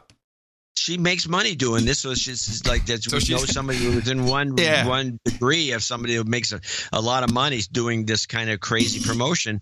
That there's ad agencies that hire people like her and others that have millions of followers on these different networks. My own daughter makes money that way. Yeah, your daughter, she does it too. Mm-hmm. Well, there's a message to you, Scott Adams. She doesn't need you for your money. Scott Adams should be the guy doing this. He should go to an ad agency and start just casually. Excuse me? That's all he does. What are you talking about? Buy Toyota. Oh, my God. John, that's all he does. Have you ever heard him promote his his app, whenwhatwherehubnow.io? Yeah, but that's not Toyota. No, but that's his own thing. Yeah, I know, but he's very good. Toyota. That's where the money is. He doesn't care. He doesn't care. Well, I do. I think we should be promoting Toyota. Yeah, Toyota, where's our money? Yeah, fine. No, never. You don't want a piece of it. I do not want a piece of it. I'm not interested. So I went through all the trouble. I lost the clip of Jimmy Fallon and the Lodestar. And how they tried to, what? So I'm looking online to try to find it. I don't find it. I find a simultaneous, making it even look more like a hit job, of Jimmy Kimmel doing the same exact gag. What? Yeah. Here's Kimmel Lodestar. Here's of course, how it there's goes. a lot of speculation now about who wrote this, and this to me is the most interesting theory. Somebody online noticed an unusual word in the op-ed, and the word was lodestar. They wrote, "We may no longer have Senator McCain, but we will always have his example, a lodestar for restoring honor to public life," that's not a common word, lodestar. Not a lot of people use that word, but you know who does use that word? This guy. It really was the lodestar. And that's going to continue to be a lodestar. Jack's lodestar as our lodestar. You are a lodestar. Lodestar. That's right. Vice President Michael Elizabeth Pence uses the word lodestar like it's actually. Wouldn't that be something if it was Mike Pence? Trump just announced that the Space Force's first mission is to locate and destroy the lodestar, whatever that may be. Wow. So they didn't even. That's pretty brazen. It's almost exactly the same clip package. Yeah. Huh. So somebody's out there, I'm thinking Lear, I don't know who it is, whoever's behind this phony memo is trying to set up Pence. Hold on. Unless Fallon says something about Kimmel taking his bit, because, if that had happened to us, I would have said it. Well, Fallon's bit was better. Fallon had other clips of other stuff that Pence said that matched the memo. Oh, okay. Kimmel focused on Lodestar only, which makes me think that it was a package that was given to these guys by some outside source. Right. And Fallon's people said, we like to use this, but we got to add our own thing. Right. So they added more to it. They talk really nasally, don't they, those people over at Fallon? They do. Now, then to add a little, to kind of do some pile jumping, listen to Kimmel the next day. Actually even bet on who wrote the op-ed. This is for real. The favorite is Mike Pence. It's not a joke. Then Betsy DeVos. You see Mike Pompeo goes down. Stephen Miller's all the way at 15-1, which is good for him. He finds a betting line that's online, and the betting line shows that Pence is the favorite. Okay. Yes. Do you have to pay the money when you make these bets? And how long do they get to sit on the money? Just forever? I have no idea what the deal is. I don't know. I've never done that online gambling. It seems risky. I don't know. So it looks like Pence being set up. Yeah. I think it's probably, if you think about it, it's got to be to a make strategy. him a hero. To make him a hero. No, you don't. No, you want to make him a goat within the administration, so it causes more disruptions and makes him because he may never, he may really like you. Who knows what his attitude is toward Trump? He's not the kind of guy that seems like a creep that would go and write this crazy. No, of course not. No. For one thing, he's the vice president. What does he do? Why would he even bother? Yeah, so he wouldn't. But I think they're trying to create discord. It's really creepy what's going on. This is really creepy what these people are doing. I'm not sure why, but it feels like this would fit into it.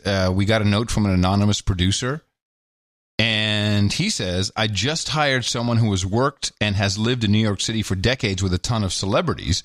He's been around Trump and his people for years. We were chatting about the slur words today, and he unequivocally confirmed the original no agenda theory that Trump has dentures and that he is very sensitive about it. He pushes them up constantly, but occasionally they fall, and he does not take kindly to anyone mentioning it. So, I don't know. I mean, I have no way to check this. I like that better because I like it better, too. Because it sounds like if you've known people with dentures, it sounds like somebody's dentures had just dropped. Yes. Yeah. Well, he's got to use better glue. But then somehow we had that as our original idea, and then it went to the Propecia. You're the one that took it to Propecia. That was another producer, so I still don't know what's going on. Yeah, we don't know what's going on. But no matter I like what, the dentures thing because it sounds like clunk. All he needs is them to fall out. But he still doesn't know how to pronounce anonymous. That part he can fix. Maybe it causes a vacuum, sucks the dentures out. Yeah. All right, what else you got going on? Well, I do have I have this series of clips from the last show. This is a terrible story. Apparently, Brad Pitt, after the Hurricane Katrina hit the 9th Ward, he started a foundation that would help people rebuild. And so didn't he have the formaldehyde houses? No, his houses are mold. No, is that what's going on with them? The formaldehyde homes were done by, I think, FEMA. FEMA. That was trailers. FEMA. Right, FEMA. Those were trailers. These were actually architected houses that are beautiful. Very beautiful. Yes, I've seen them. Except after about 5 years, the wood starts falling off. They're poorly made. Oh, and they're filled with mold, and people had to leave them after a year. Oh. And they were charging them money for it. This is a hair-raising story, and I think this is another example of some Hollywood guy getting in over his head. Play one. This is it. Oh, look at this part. It's starting to come apart. That wasn't there when I like the music. When I was living in, there's a lot more visible mold now, too. The siding is starting to crack here. You can actually see, look, this is supposed to be a 7-year-old home. Stop asking me, hey, what's going on with your Brad Pitt home? How do you like it? It must be so cool to live in a Brad Pitt home. And in my mind, I'm like, it's not. It's awful. I hate it. This has been years of ongoing lies and broken promises. At first, I followed a little bit of this story, although I certainly haven't tracked it for a couple of years. And I liked his whole idea. He has a house, or had a house there when he was still with Angelina. And he really wanted to do something. I thought he was doing something rather interesting. It's too bad that this apparently is not working out. Yeah, I'd say not working out is the understatement. Mild way of Is it putting understatement? Oh, okay. Now, this was a special on NBC, which is NBC Universal. We're dealing with Hollywood. Yeah. And I don't know. I don't know why the unwritten rule wasn't applied, and Brad Pitt was off limits, or if he didn't want to do a movie. I don't know.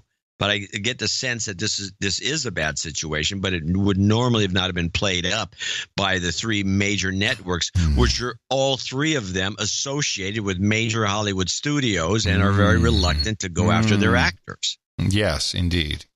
So let's play 2. It's been 13 years since Hurricane Katrina ravaged parts of New Orleans. But for some residents of the lower 9th Ward, the area hardest hit by the storm, recovery never came. Everything I ever owned, I lost in Hurricane Katrina. All of my childhood memories, all of my pictures, toys, my clothes. Just coming back, I cried. I cried for my community. I cried for myself. I could not wait to get back into this neighborhood. When I first came back to the city, I had no thoughts about moving back to the 9th Ward, but I really wanted to come back to the city. So when Make It Right came to me with the opportunity to move back, I was so excited about that thought. In 2006, Make It Right, a nonprofit founded by actor Brad Pitt, announced plans to build green, affordable homes in the lower 9th Ward. 150 homes is our goal to begin with. Pitt raised millions of dollars, solicited designs from famous architects, and brought attention to a community in need. But Make It Right's homes were not free.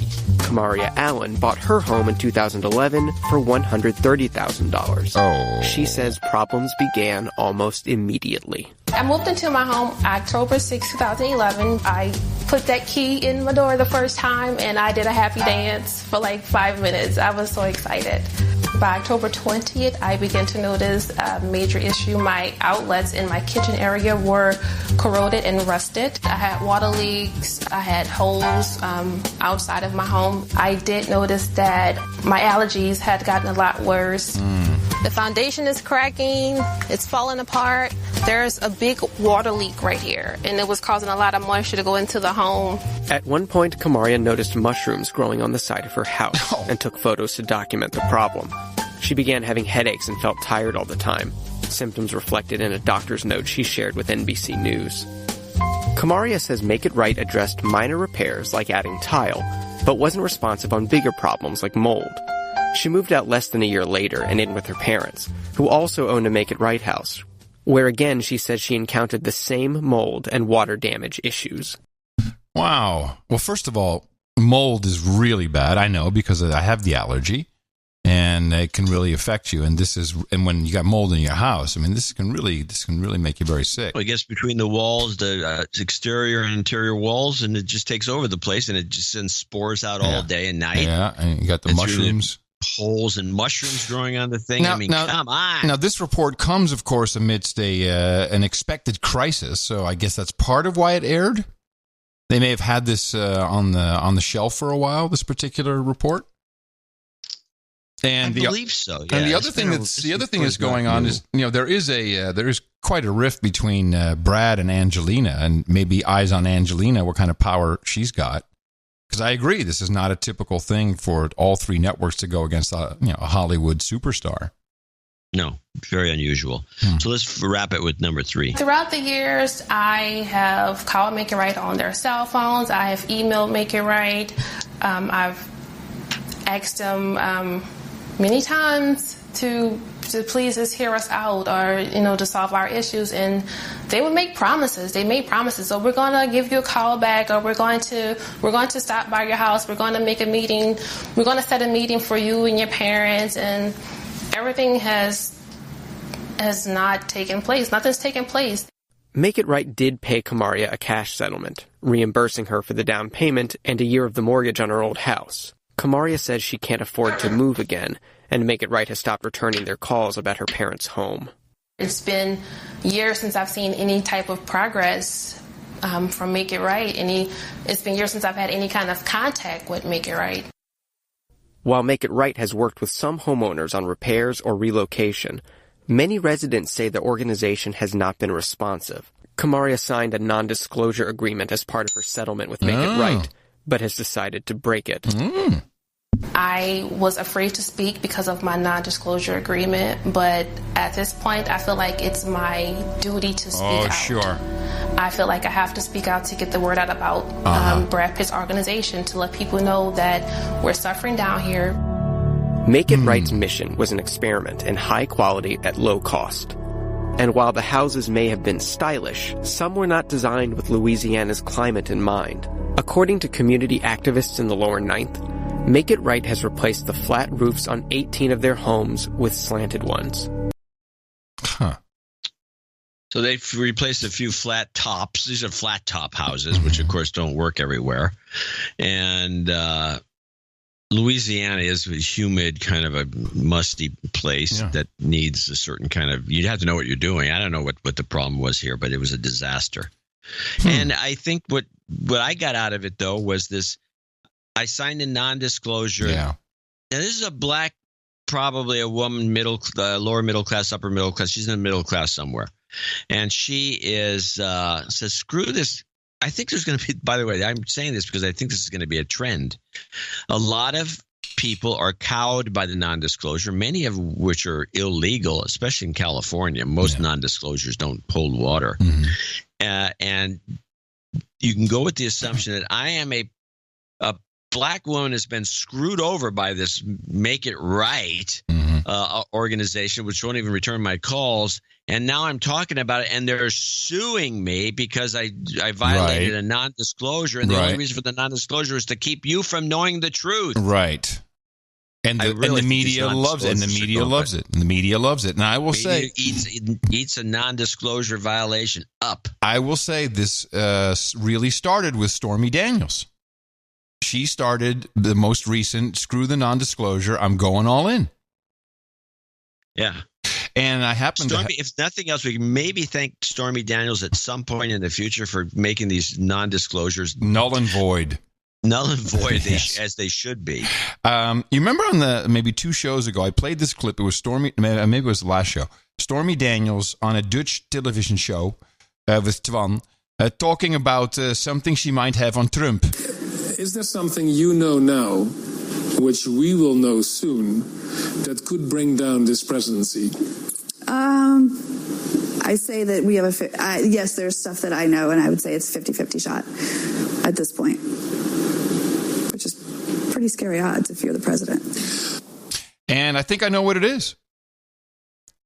Wasn't that? Does it have anything to do with his hand size? No. Tucker Carlson had Michael Avenatti on the show, and of course, Carlson has been calling him a creepy porn lawyer for a long time. And I have to say, he had him on the show. Then they had the lower third, creepy porn lawyer talks to Tucker. And at a certain point, they just abbreviated it to CPL, which in my world means commercial pilot's license. But okay, CPL. I thought that was really rude. I mean, the guy comes on, he knows it's going to be a fight. I thought it was incredibly rude. You did or did not? I did, too. Yeah, I thought it was rude. Yeah. There's no reason to do that. No, it was just lame. But I will say this. It was very funny. It was funny and consistent, but still, it was rude. But not once, but twice did Avenatti say something that I think is going to come back. Look, you traveled here with policy advisors who've worked on other campaigns to the show tonight. I have no idea. I think you'd be ready for a simple question. I didn't travel here with policy advisors. Can I ask you? Let me ask you a question. No, I don't think. Why don't you get a TV show and then you can ask me a question? I've asked you a simple question. Why is it that you don't answering? Why is it that you don't call Donald Trump the creepy porn president? He's the one that had sex with a 4-month-old son at home with my client without a condom. Without a condom. Now, why would he say that? And why would he bring it up again? Why are you not explaining her? I'm right with you. I know exactly where you're going. Hold on. Because she wants to, Tucker. And this is America.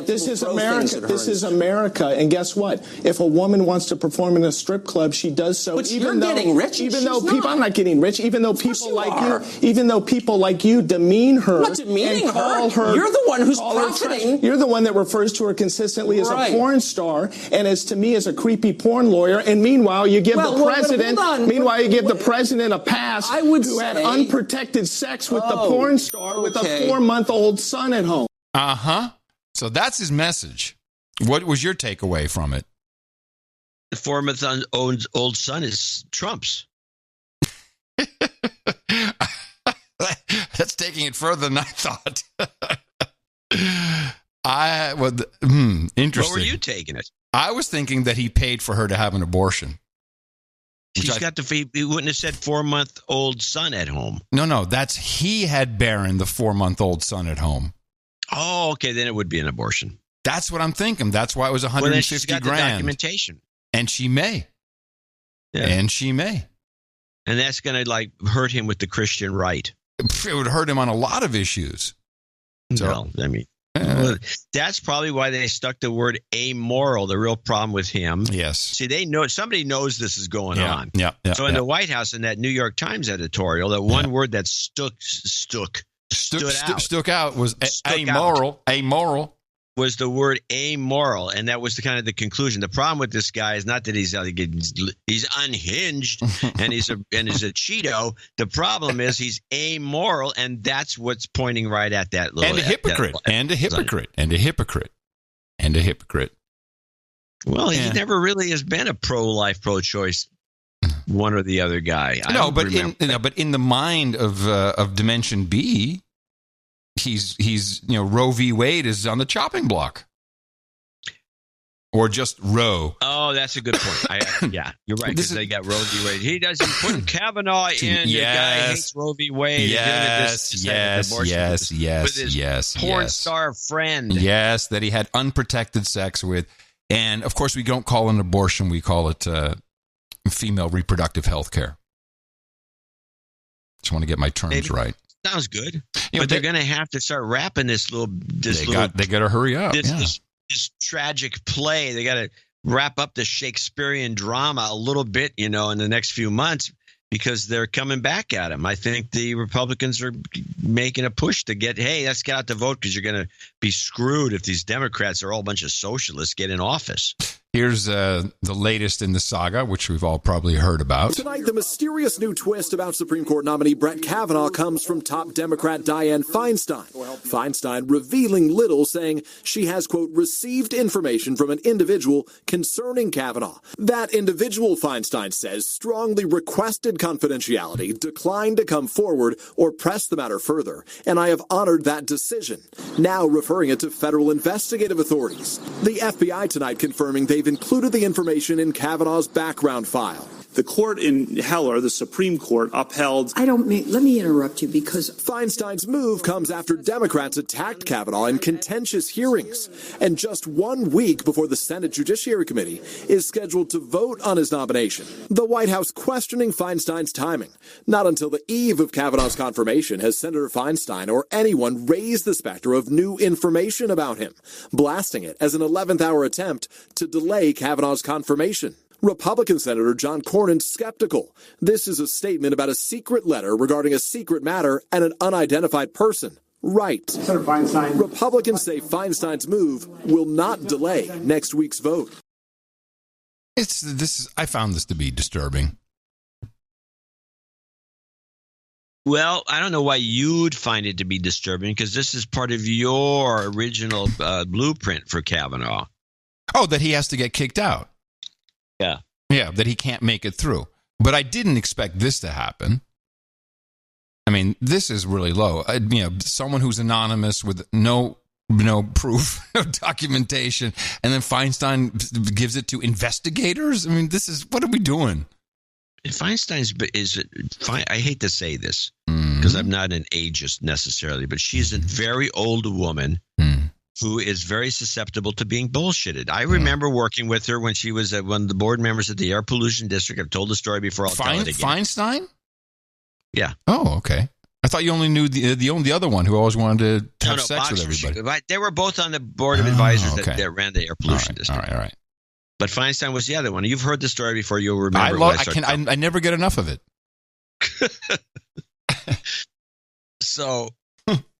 So we had all the documents that you would use were in the document room, where they also had the dispatchers that women were dispatching in there. All the cars were radio controlled, driving around. And all these documents, you want to get a file on some company, you had to go in there to get these files out, and you just walk in and grab some files and walk out. It was getting to the point where people were just wandering in and out and flirting with the dispatchers and giving them a hard time, and then grabbing files and leaving them all over the office. It was a nightmare. So somebody decided that this is out. You have to, because the problem was this back door that was open that people would just wander in, and you had to go through the front door. But they had to leave the back door open to keep the place cool, or the women would be sweating to death in there. So they put a chain across the door. You can't go in. If you want to go in to get files, go around the front and check them out the way you're supposed to. Yes, properly. Instead of just wandering in. Feinstein's making an inspection of the office for some unknown reason, and she sees the chain and goes ape shit. Why do you chain these women into this room? There should be no chain here. These women, they're what do you think of them? And she makes a big scene. So they have to take the chain off the damn door, which opens it up again for the people to steal the files. And so instead of the chain blocking the door and letting some air get through there, they put a door up and locked it. And so now the women are in this stuffy room. And thank you, Dianne Feinstein, for helping the women. And how old was she then? Well, this was probably 30, 40 years ago, 50 years ago. Yes. Oh, my goodness. Oh, my goodness. And she would just see things, and she misinterpret. She was not that bright ever. I mean, the fact that she got railroaded when she was heading the Senate Intelligence Committee, and she was trying to get that torture report out, and they wouldn't let her, and they were spying on her and everybody else, and she didn't go ape shit then, is beyond me. And she just gets pushed around. I think she's susceptible to being, pushed into some direction that's not wise. I don't think she's that bright. There you have it, straight from the horse's mouth. This is boots on the ground. And since we're here, that's just one lone story, but you get the impression that she was this way. I think, she wasn't she was just a city councilwoman that's somehow catapulted her way to the Senate. It was very strange. Well, since we're here, and I don't want to wait another year or two, just tell me a quick version of the Boxer story, please. Barbara Boxer was notorious when they had these meetings. They would have these advisory board meetings, and sometimes air pollution inspectors would be around the office, and she would always try to bum a ride home. It never happened to me. I don't know if this story is even true. Just a disclaimer. No. But one guy says, hey, don't be around the office after these advisory board meetings because Boxer's on the prowl. She'll roam around and she'll say, hey, you got a car? Can you drive me home? And so because we all had cars. And so she talked some poor schlub into driving her home to Marin County, where she was from. And then she'd make try to get the guy to go to bed with her. And you always dodge that bullet. I'm so proud of you. Yes, well, very good. I worked in the East Bay, so I was rarely in the city. I tried to stay out of there. I'm in the EU. Well, not in the EU actually. Switzerland's not in the EU. They're very pretty money. I hadn't seen the Swiss francs for a while. Very pretty. Just nice bills. Is it plastic yet? No, not plastic. Not the ones I got. So I do have some, but I do have some European based stories, some EU stories, and I'd like to start with a quickie on Brexit. This just broke this morning. Sadiq Khan, the mayor of London, who has now apparently some ideas about Brexit. Unfortunately, we're at a position now where the government's embarking on negotiations that are going to lead to one of two things. Either a bad deal, and that includes the possibility of us leaving the EU without knowing the future relationship with the European Union, or no deal. And both those options will be deeply damaging to London and the country. So what I'm saying to the government is, for the first time, the British public should have a say on the outcome of those negotiations, including the option of staying in the EU. Redo. We are so from the future. We are so from the future. I've been hanging in there with that from day one. Yeah, it's good. Very troubling story from Norway. A guy I know, Arjen Kamphuis, who is a investigative reporter from the Netherlands, does a lot of work for WikiLeaks. He has been missing for several weeks. He went to Norway. People aren't quite sure if he was just going there to kayak or what he was doing, but all of a sudden, I've heard about this. He's gone, and they did find. And this is Ancilla. You know Ancilla. She knows him very, very well. And she's really making a plea on. She's going on TV in Holland and everything, trying to get some information. Here's the latest from the Norwegian police. It's kind of soft-spoken, but you can at least get an idea of where they're thinking and what they're at. We are working out from three main hypotheses. The first one is that he may have been in an accident. The second one is that he, out of his own choosing and free will, has decided to stay hidden. And the third hypothesis is that he has been the victim of some form of a criminal offense.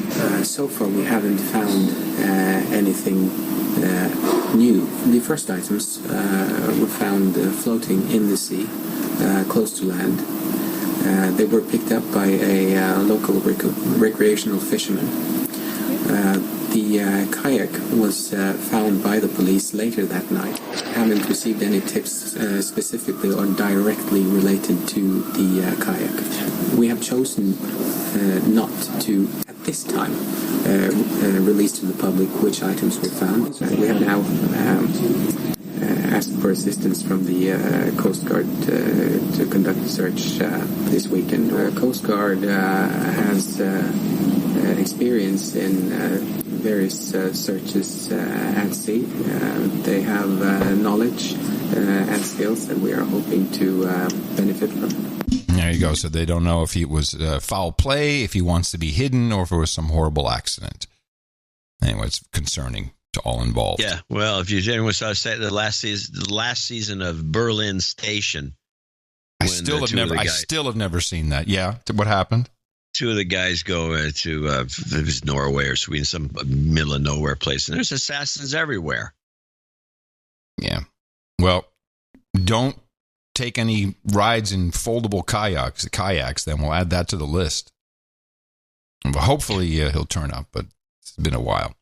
Staying in the region, we got a very thoughtful note from some boots on the ground from Richard from Sweden, who appreciated us talking about his country. Which was in the context of the podcast by Jens and Aaron, who I think were kind of surprised about all the attention they got. You know, these guys have only a couple thousand Twitter followers, and all of a sudden, boom, there's all kinds of people talking about him. And I even saw there was someone bitching and moaning about the barbecue numbers, and you were pushing back, which I thought was nice on the tweeters. Well, all I did was I asked him if he was in Sweden, and he said no. And I said, well, why am I going to listen to you? You're not in Sweden. I want to hear somebody from Sweden telling me what's going on, not some guy outside of the country just taking pot shots. It doesn't. I looked at the statistics, and the statistics indicate otherwise.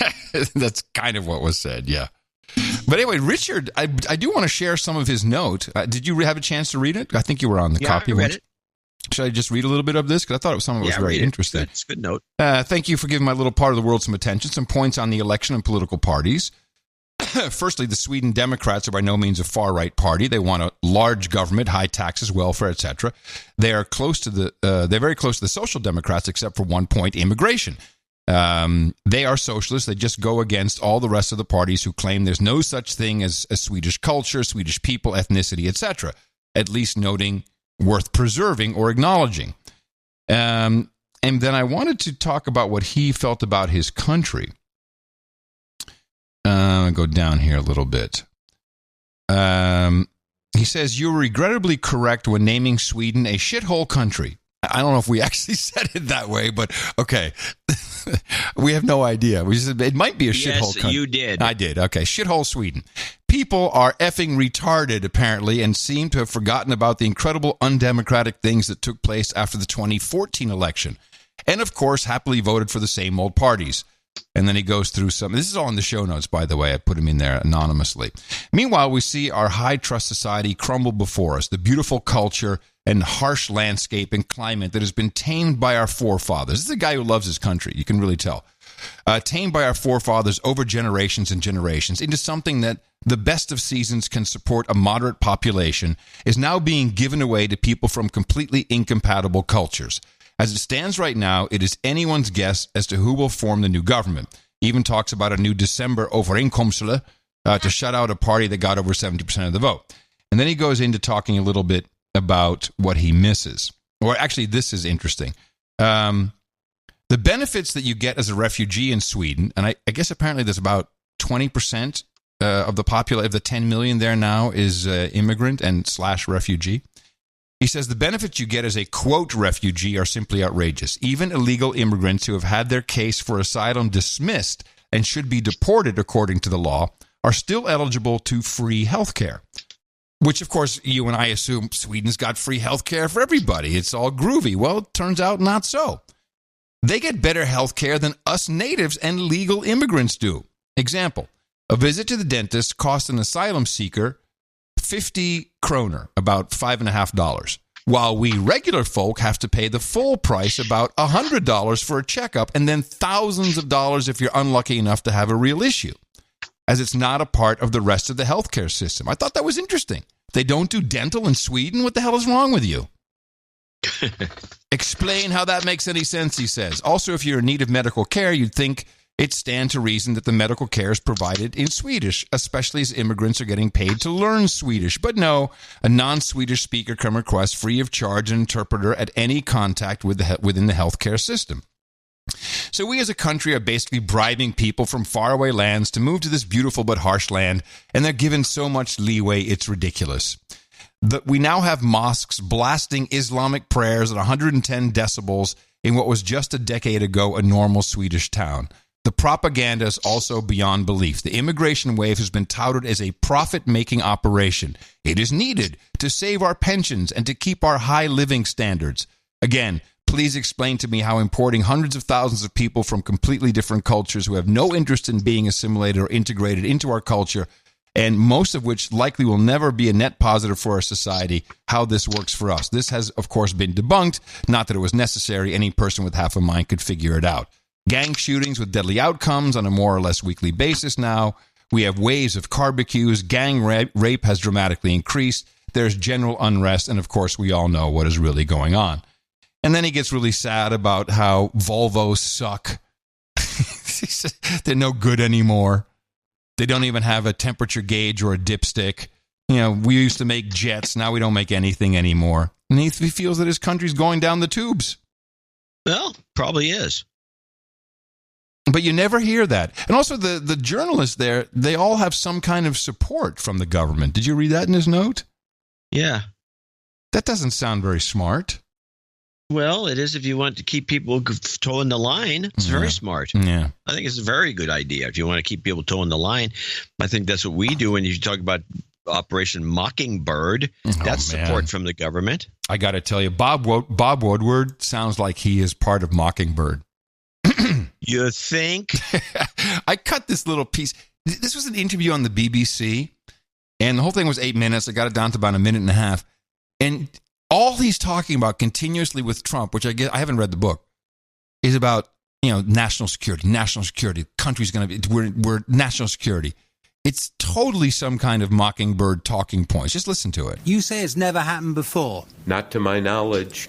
People have thwarted presidents before, but actually taking the document, there is this kind of renegade movement. As Gary Cohen told an associate, you have to protect the country. And it's a movement that's working, isn't it? Which also speaks to the chaos, because if Donald Trump wanted to do something and was prevented doing that thing, you'd think he'd come back to it the next day or the next week and get it done. Well, in some cases he did. It is a back and forth, and people in the White House told me to a certain extent they spend a third of their time stopping things that are dangerous or really not consistent with a policy to protect the United States and the national security. Now that the book is out, he clearly has changed his mind. But again, there is this disorganization, this lack of focus of not understanding how he has to protect the national security. The Secretary of Defense, Mattis, early this year in a National Security Council meeting, when Trump kept asking about why are we paying all this money for forward deployed troops, 28,000 in South Korea, all of the troops in NATO, which he wonders, why are we protecting Europe? Why aren't they paying for this? The Secretary of Defense has to tell him, because we're trying to prevent World War III.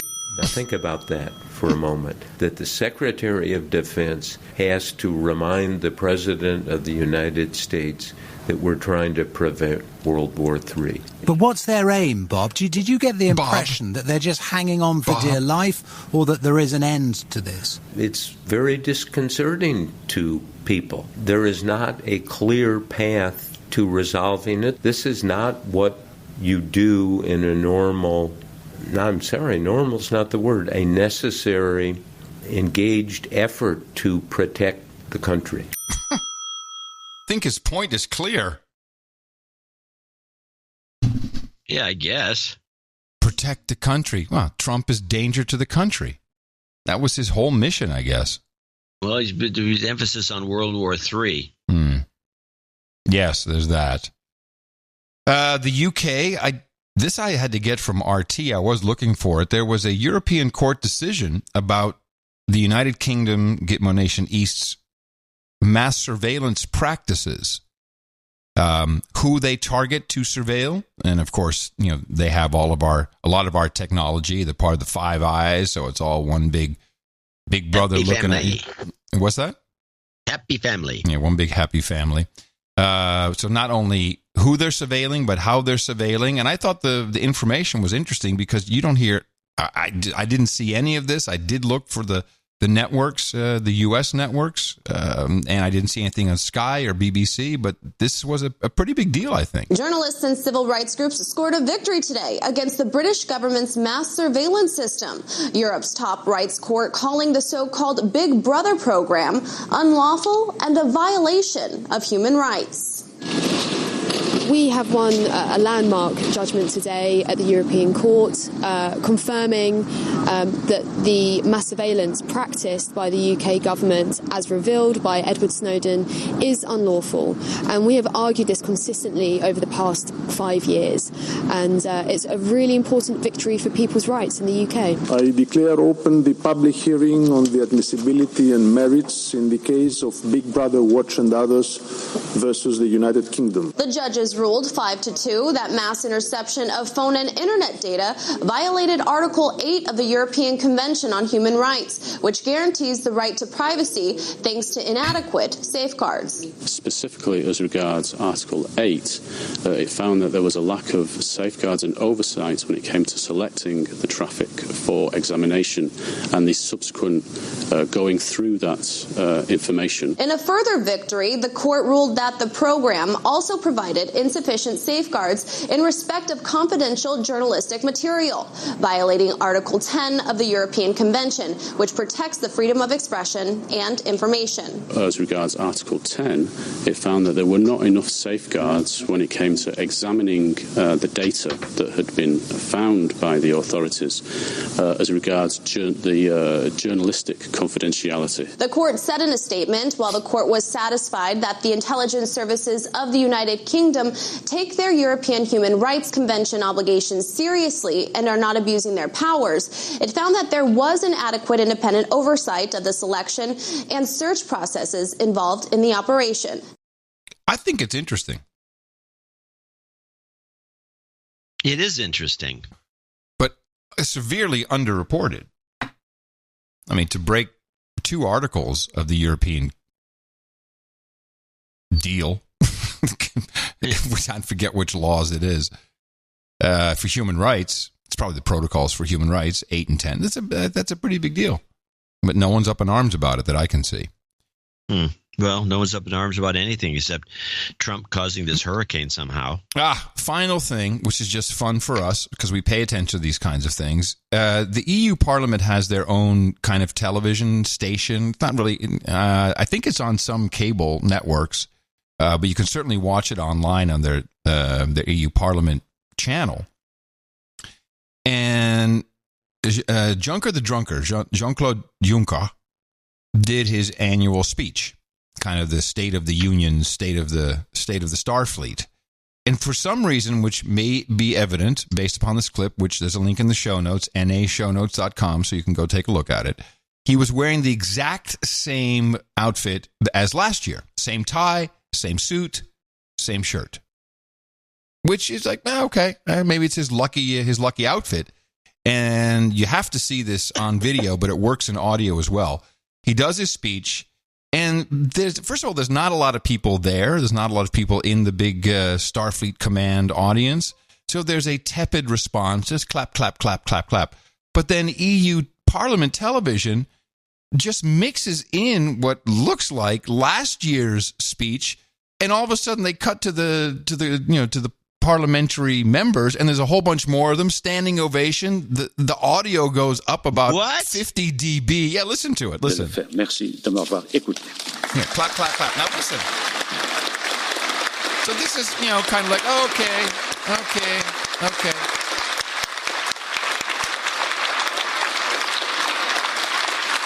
Now, why they kept it in this? This is unedited as I'm playing it for you. So it's kind of dying down a little bit. And hey, we need to make this look successful. Bring it on! Start the old tape.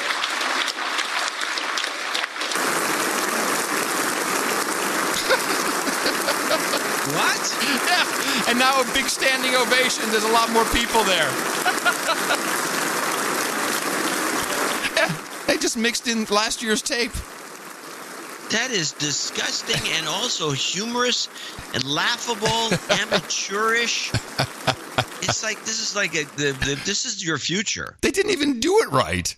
They don't need to. No, exactly. What's the point of doing it right? Let's just do a cheap-ass job. And people, oh, yeah, I saw it. They gave him a standing ovation. Standing ovation. You're lying to me. I saw it. They were giving him a standing ovation. What you saw is bullcrap. Exactly. It's idiocracy. No, it's just the European Union. I'm going to show my support by donating to No Agenda. Imagine all the people who could do that. Oh, yeah, that'd be fab. Yeah, on No Agenda in the morning. We got a note from a guy from last time. This was John Overall.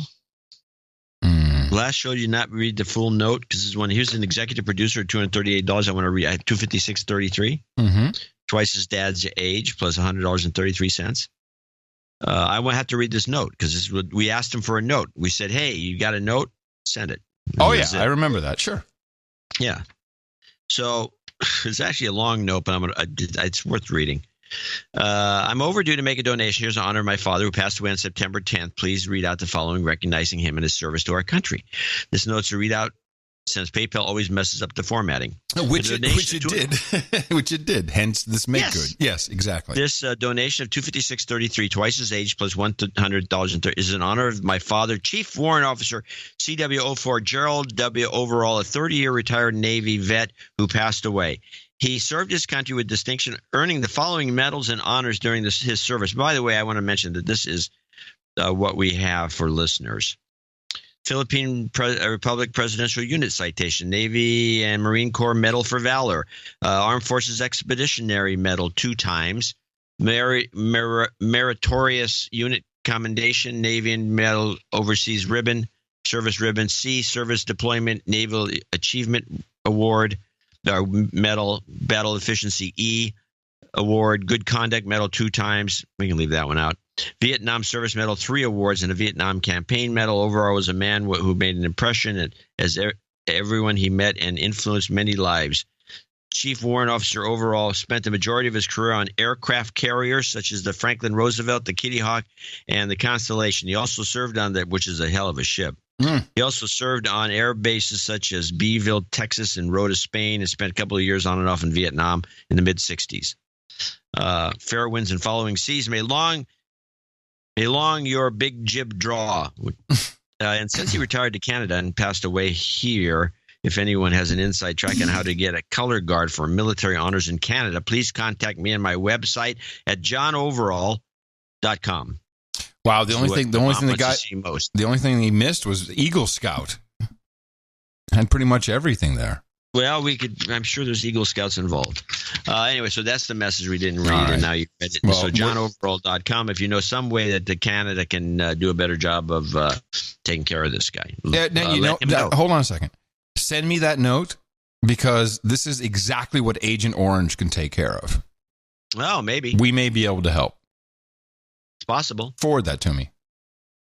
I will. Okay. I will have to. I will do that. Let me make a big note.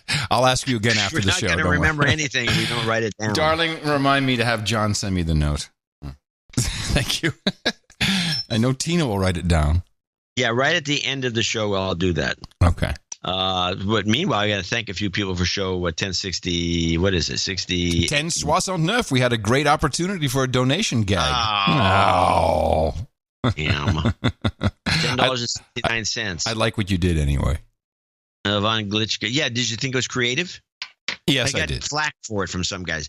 I've seen some cheap tricks in my life, Dvorak.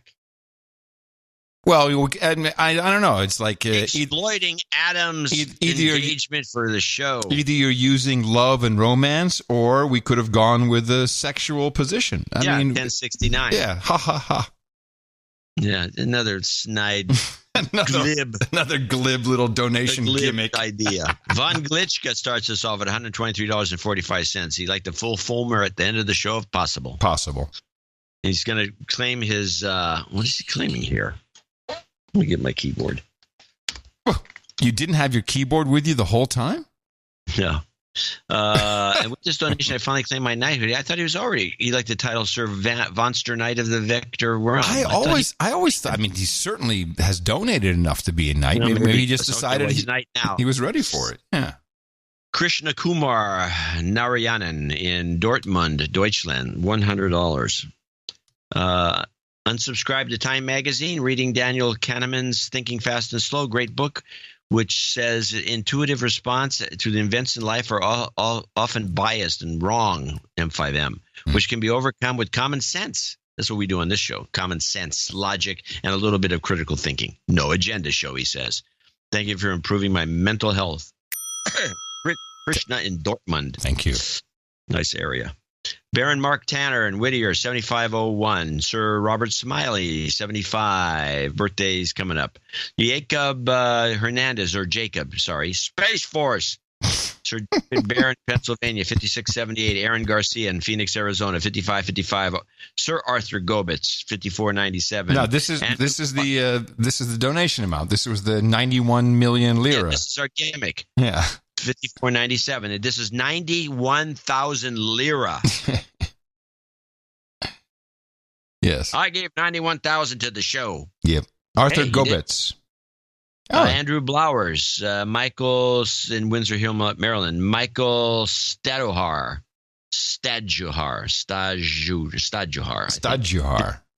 These are all 5497. Sir Ronald Gardner in San Diego. Edward G. Buchan in St. Kilda, Victoria, Australia. Robert Bruckner, Gilbert, Arizona. Devin Enright. We, by the way, really appreciate Australians that help us out here. Certainly do. Devin Enright, because you get the same news we get. It's lousy. Devin Enright, New Brunswick, New Jersey. Only you got suckered into giving your guns up, you fools. Yeah, well, it's too late now.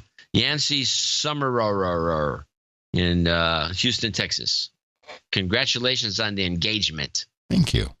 Carl Schneider, 5497. These are all happy engagement donations. Yes. Brian Sidorowicz. in Columbus, Indiana. Jeffrey Steckroth. Robert Marsh. Justin Texera. And last on the list of well-wishers is Kerry Rosenbarker. Yes. It's been a good while since he... on behalf of Curry and the Keeper, thank you very much. It's very kind of you. We appreciate it. Now these are $50 donors, name and location if possible. Trevor Hoagland in Portland, Oregon. John Haller in Missoula, Montana. Sir Chris Slewinski in Sherwood Park, Alberta. Long-time donor. Mm-hmm. I want to call him out and speak. Pay attention to Chris. John Camp in Antlers, Oklahoma, one of my favorite little town names. Micah, or it's Micah. This is the word it always gets you. It's Micah. Miller in Bethel, Pennsylvania.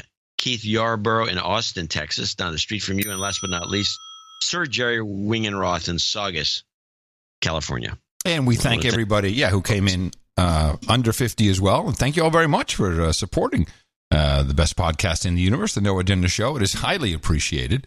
We have a couple other things we need to mention. We have a meetup happening on, is it Friday, I believe? Let me see. Yeah, next Friday. I have it here somewhere. Yes, this is Friday, September 21st. This is the No Agenda Northern Silicon Valley Region Bay Area Meetup. You can find it at meetup.com/noagenda. And it will be held at Drake's dealership. Is this a car dealership? No, it's an ex-car dealership turned into a large bar. Oh, okay. That's at 2325 Broadway in Oaktown. Yeah, and you can get to this Oaktown address if you want to take BART. There's a BART exit walking distance to Drake's. Very nice. And if you're coming in from anywhere other than Oakland area or the Bay Area or East Bay, I would probably recommend that. I got an emergency karma request, and it's from someone who was close to being a knight, and he says he's in Alaska, spent his entire year on food stamps, barely scraping by. He's got 2 huge interviews finally lined up for some jobs that could save his life, and I don't doubt him. Being on food stamps in Alaska, it seems like a rough deal. I don't know where he is in Alaska, but man. I was watching the Bush Pilots of Alaska in German. Yeah. German dubbed. It's pretty hardcore there. Yeah, I think. It's not for us. So I'll give him that emergency karma. Jobs karma. Hold on. Let me do that properly. There we go. Jobs, and jobs. Let's vote for jobs. You've got karma. All right. And once again, remember, we have another show coming up on Thursday. And you can go support us at Dvorak.org/NA. It's your birthday. Oh, going to make this really easy. We only have one on the list as far as I can tell. Sir Robert Smiley says happy birthday to his Dementia B mother, Betty, and she'll be celebrating on the 17th, and we say happy birthday to her and congratulations on behalf of everybody here at the best podcast in the universe. Now, we do have 2 nightings today. This is nice. You okay? Yeah, I'm just getting the sheath here. I got to spray it with a little ranch hand. Okay. Oh, does sound a little bit squeaky. All right, ready? Yeah. Okay, good. All right, here's mine. Perfect. Up on the podium, please, Scott Lovenberg, and Von Glitcha. Nice to have you both up here, gentlemen. You're about to take place in the at the round table where we have all of our No Agenda knights and dames, and I'm therefore very proud to pronounce boom, Sir Software Dev and Sir Von Sir, Knights of the Vector Realm. Gentlemen, for both of you, we have the requisite Hookers and Blow, Rent Boys and Chardonnay. We got Horseheads and Pumpkin Ale. We got Dr. Pepper and a Quick Handy. We got Captain Morgan's and Women with Questionable Reputation. Fish Pie and Fellatio, Beer and Blunts. We got Bong Hits and Bourbon, Sparkling Cider and Escorts, Ginger Ale and Gerbils, Breast Milk and Pablum, and Mutton and Mead. And both of you have a ring waiting for you. Please go to noagendanation.com/rings and give Eric the Shield all of your dimensions, AB or ring size, whatever you choose, and we'll get that out to you as soon as possible, along with your certificate, your sealing wax, and please let us know you received it and show it off on the tweeters. Everybody seems to be enjoying that. And again, thank you for supporting the work at the No Agenda Show, Dvorak.org/NA. So there's a purge going on the Reddits. Oh, what? Tell me. I have no idea. I don't keep up with that stuff. Yes. So they have this new person. What is her name now? This is a new person who is in charge of, the current director of policy at Reddit, Jessica Ashooh. ASHOOH. Yes, exactly. And she has shut down, I think, a couple of different subreddits. But one of the important ones was the Q subreddit, where a lot of people hung out.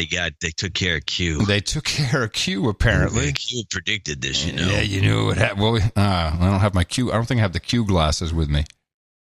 Did I bring? Let me see. We don't want to put them on. You don't? They're not fitted right. Now, this is the Great Awakening subreddit, and it's shut down. It's gone. As well it should be. I do have a clip of this person who is actually. Let's listen first to one of the Reddit. Wasn't she in the Clinton administration? Yeah. Ashooh? Interesting you say that. She actually has been working for the Atlantic Council most recently. No wonder they shut it down, of course. Here's a little bit of her talking, before she was director of policy at Reddit, talking about Syria and what we should be doing over there. So a no-fly zone would be a great thing, and in my opinion would probably be one of the only ways that you could get humanitarian assistance into the besieged areas in Syria. But that's not exactly what Mr. Kerry called for. He called for planes to stop flying, which again is a situation with no enforcement mechanism.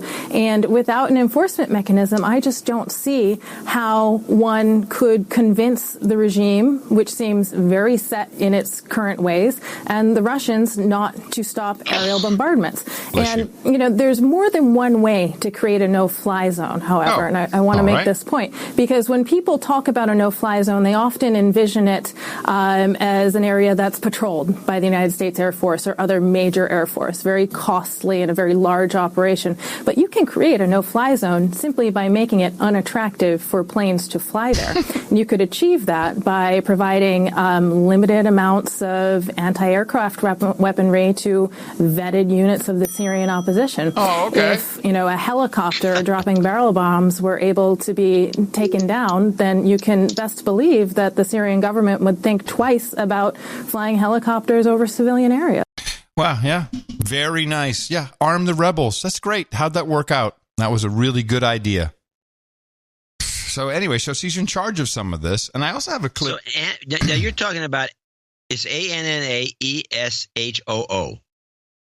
It's, Jessica Ashu. Oh, Jessica Ashu. Ashu, yes. Okay, I'm thinking of Anna Eshu as the Clinton person. Oh, okay. No, this is Jessica Ashu. But she's been around. Yeah. She's been around. How you spell her name? ASHOOH. Ashu. Wow, what a name. Yes. Are you going to consult the Book of Knowledge? I'm looking the Book of Knowledge now. There she is. She was going on. She's 28. She's a military expert? Yeah, apparently. Is this the same person that was giving that speech? Yes, from the Atlantic Council. Oh, my God. Yeah, I know. But why don't you get some uptalkers in Atlantic Council? Some uptalkers. Yeah, we need some uptalkers. Well, we have one of the co-founders of Reddit who was brought back, Alexis Chanian. Alexis, wasn't it Aaron Schwartz? Wasn't he the other co-founder of Reddit? Wasn't he instrumental? Yeah, maybe. Could be. I think it was instrumental. I was never a Reddit guy. No, please. Well, listen to him talking about how they police things. There are all these fascinating ethical. This is I think this is a CBS or NBC interview. So they jazzed up the tech segment with all kinds of little cool music. Questions that tech leaders are now taking on. You look at the power of social networks. Look at some of the issues Twitter has had with banning certain groups. And I know Reddit took a stand recently and banned 3 alt-right groups. Has your line on what you choose to ban and how you go about it, has that shifted at all? One of the most important things we did when Steve and I came back 2 years ago, it was actually one of the first things we did, was update the content policy for Reddit. That created the rules of the road for what was allowed on the platform. And we even built an anti-evil team, which is like our SEAL Team 6. Take me inside the anti-evil team. What is an anti-evil team? We should have one at every organization, I think. We're really lucky. Our first hire at Reddit 12 years ago was one of the smartest people, hardest working people I know, Dr. Chris Slow. And we're putting his brain power behind this team that basically tackles the most pressing issues that are affecting the community with regard to evil. So what we mean by that is everything from spam to any kind of harassment or just violations of our content policies to dealing with ring voting, people who are trying to cheat their way onto the front page. So, we made a thoughtful decision as a company to take some of our best people and not focus them on growth or revenue, typical Silicon Valley things, but instead focus them on this, which admittedly is going to mean less short-term growth in things like revenue and traffic, but we would believe a longer-term value because we've learned from some of our peers that have had significant missteps that it's important to be investing in today. Okay. Well, good luck with that, my friend, because it's not going to work. It will not work. I sure hope they don't, close down our subreddit. That would be a tragedy. That would be a plus. Good. No. We don't know. No. They need that space. They need to do that. And by the way, Nick, maybe you're right. That's instead of bugging us. Yeah, good idea. Nick the Rat has actually he's doing something very interesting. He goes into the No Agenda subreddit. And he starts agreeing with the trolls, but like all caps. Yeah, Adam and John, those a-holes. I can't believe they're asking money. Send money for their show. It's crazy. And they don't know how to respond. It's like they got a brain freeze. And he's doing it everywhere. It's very funny. He's very good at it. Yeah, the guy's good. Nick, he's I'm looking at this woman. She came out. She has a LinkedIn page, so I get a little background on her. Mm-hmm. She this is like, I don't want to. What was it? What is that? The spot, the something. I forget what it was. The spot. Spot the something. Oh, you mean spot the? I'm trying to. How do we sing that? Or is it spot the troll? No. Yeah, that must be. No. It's a spot. There we go. Spook. Spot the spook. Everybody wants to spot the spook. Yeah. Let's look at her background. She starts off at the American University of Beirut. And the Lebanese politics, Arabic language, Arabic media, political development. Okay, she's there for a year. She was a No One Left Behind board member. Went to Brown. Brown took, what do you think, international relations with concentration on global security in the Middle East. It just all adds up to Reddit to me. But anyway, let's go on. Spook. And then she goes, the next thing you know, she's got a Marshall Scholarship to Oxford. Yes. So she goes there and she actually gets a Doctor of Philosophy in International Relations. Then she becomes a subcontractor for the Eurasia Group, and then a shift editor at Oxford Analytica, which I think is some sort of a paper mill. Well, yeah. Senior analyst, policy planning department in the United Arab Emirates Minister of Foreign Affairs office, Abu Dhabi. Sounds good to me. And the next thing you know, she's the deputy director at the Middle East Strategy Task Force in the Atlantic Council. And from there, because of all the logic we put together, all the things she's leading up to, she becomes the director of policy at Reddit and shuts down Q. Yes. Nice work. I applaud you. Very Jessica. Good work, Jessica. And Holy mackerel, is this not obvious? It is to us. Oh, man. Yeah. And she shut down Q. Speech on how to give the rebels in Syria a bunch of anti-aircraft batteries. What is that? Why is she qualified to give that speech? She's at the top of her career right now. By the way, she's only 23. Yeah. 23. No, I don't know what her age is, but top of her career. Top of her career. Good. Yeah. You graduated from Brown in 2006. That would make her around. You're usually what time? You were 22 when you graduated from college. That was 12 years ago. 22 plus 12. She's 34. 34. Yeah. My guess. Yep, that's what she you do. She may have been on a fast track, though. A lot of women that are this talented, they tend to they graduate sooner. So she may actually be 20, not 34, but 33 or 32. Probably 33. Hey. Ooh, nice. It is the magic number. 33. That's a magic number. Wow. Good one. I missed that completely. Yep, there it is. All right, let's take a look at I got a couple of things going on. So the FBI director shows up on the Good Morning Show to talk to Nora. And they're pitching this, what Trump actually ran on a lot of this stuff. Of China, bad guys are stealing all our stuff. And so they're trying to twist this into a new narrative where it's China, they're trying to steal all our stuff, which is what Trump was always saying. To China, they're trying to steal our stuff, and Trump's not helping. He's Trump's fault. It's Trump's fault. Good. Trump's fault. So let's listen to these two little clips. Now, be careful about the number 2. That's the second clip, and I put the 2 in the middle of her name for some stupid reason. FBI versus China. Yeah, gotcha. America may be under attack by China in this way. China is the target of economic espionage investigations in nearly all 56 FBI field offices. We met up with FBI Director Christopher Wray. Yes. China is now under investigation by all the field. All 56 field offices. What was the last time? Wasn't it terrorism that was under investigation by all the field offices before? Yes. Remember that? What happened to terrorism? And when you're listening to her interview this guy, ask yourself, hey, wait, I thought terrorism was the number one problem we got here in the world. Someone's waking up, I guess. Who did this report? Nora. So it's CBS? Nora. CBS. Okay. Yeah. Okay. Good. Investigations in nearly all 56 FBI field offices. We met up with FBI Director Christopher Wray at the agency's headquarters in Washington yesterday. He told us in an exclusive interview how China is looking to steal secrets on everything from American technology to agriculture. If I look at our counterintelligence mission overall, China is our top priority in that space. We've had cases involving everything from turbine technology in places like upstate New York to corn seed development in Iowa. What do you mean corn seed? They're trying to steal our corn seed? Well, of course, we have, I think, America's agriculture is the envy of the world, and we're very proud of it, and we should be. And whenever we're the best at something, somebody else is chasing us. That's something that I think most Americans don't understand. Well, what are they trying to steal? What do they want? They're trying to steal our trade secrets, our ideas, our innovation.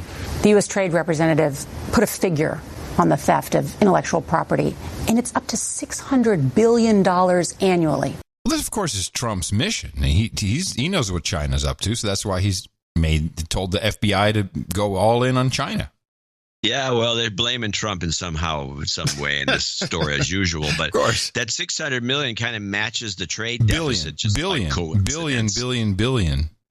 You said million. So, $600 billion. And now he drops a little. This thing, by the way, was about 15 minutes long. This is the best part of it.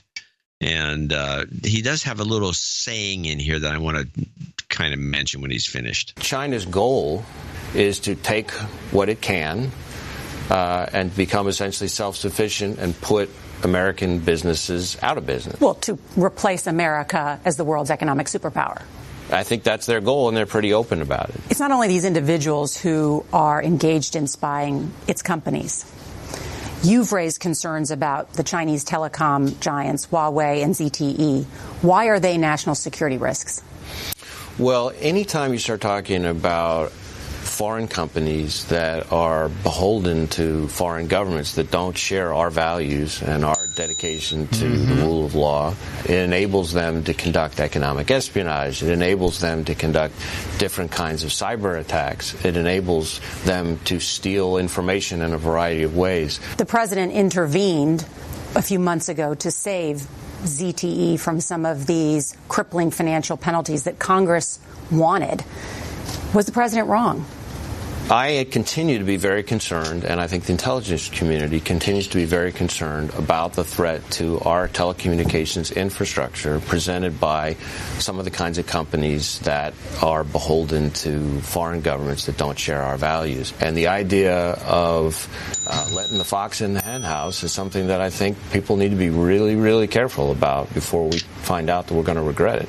Wow, John, your Pavlovian use of the bell did it. I totally tied the beginning of the show to this moment.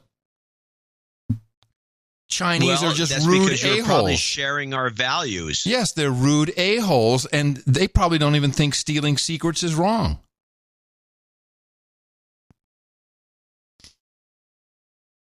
That's an interesting concept. In fact, tomorrow... it actually applies to Marxist philosophy. Oh? Well, I went to Russia once, and I was given a lot of lectures. I've been to China a dozen times, but there's one kind of thing that keeps cropping up. They always believe, and I think the Chinese more so than the Russians, that intellectual property is the property of the public. Huh.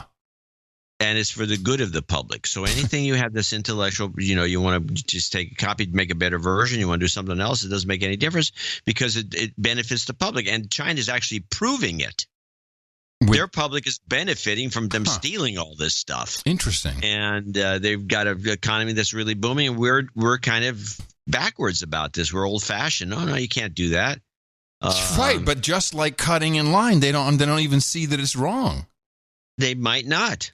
So we have to keep telling them about it. Yeah, well, I think that if someone cuts in line, and we'll be out here tomorrow as well, I'm going to say, hey, don't cut in line and stop stealing our secrets.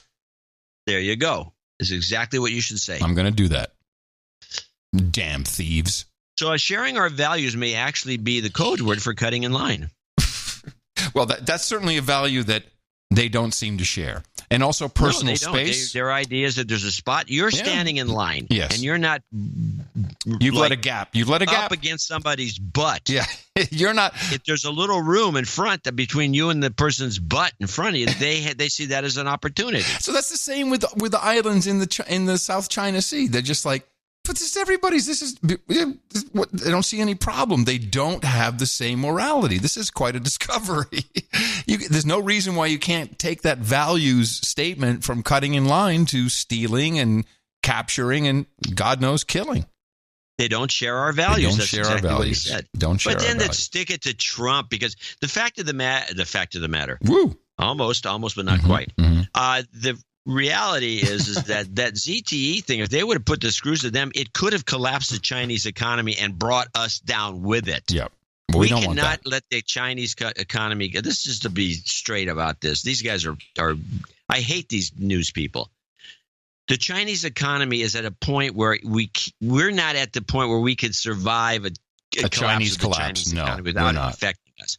We have to get ourselves to that point. That's what I think they're trying to do, but there's so much resistance on the Democrat side that it's never going to – we're always going to be subservient to the Chinese if things keep going this way. So that's why Trump did that. He's not a big pro-China guy. I guess he knows them. They're cutting line on him. Yeah, they're cutting the line cutters. They don't share our values. I do have the ISO from that clip. Corn seed. Is this an end of show ISO? What do you mean corn seed? They're trying to steal our corn seed? See, they'll steal anything. If it's not nailed down, they'll steal it. Damn Chinese. I'm becoming xenophobic. So somebody put this collection together and it got passed around. It hasn't been on. I was expected to be on some of the comedy shows. I think the problem is if you're going to put these clip collections together about something that's Trump usually, you have to make it a tight package. It's got to be probably it's got to be tight. Yeah. 10 seconds. This is 2 minutes. And this is 2 minutes. This is Trump's bit. He does this. This is one of his bits. If anyone's listened to his speeches, more than one of his speeches. If you listen to one speech, you're not going to notice it. But if you listen to more than one speech, you're going to find 5 or 6 thematic jokes. These are jokes. They're counted as lies by the fact checkers. And wait a minute, where's this from? Where's this package from? This package is from Here and Now or some little website that puts these together. It's a bunch of Democrats that are trying to humiliate Trump, but it's very well done. And so this is Trump and he says this one thing about the 401k, and every time he goes to the next city, he modifies it a little bit. Of course, that counts as another lie, but he keeps modifying this gag to see what gets the best response, like any comic would do. Over the weekend, I was in New York City, and I love to say hello to our folks in uniform, whether it's the military, whether it's law enforcement. And we had people backstage, and I always want to take my time. And a man comes up. He was a police officer in New York City. First time anyone said this to me, he said, "Mr. President, I want to thank you. My family thinks I'm a financial genius. My 401k is up 39% in 9 months."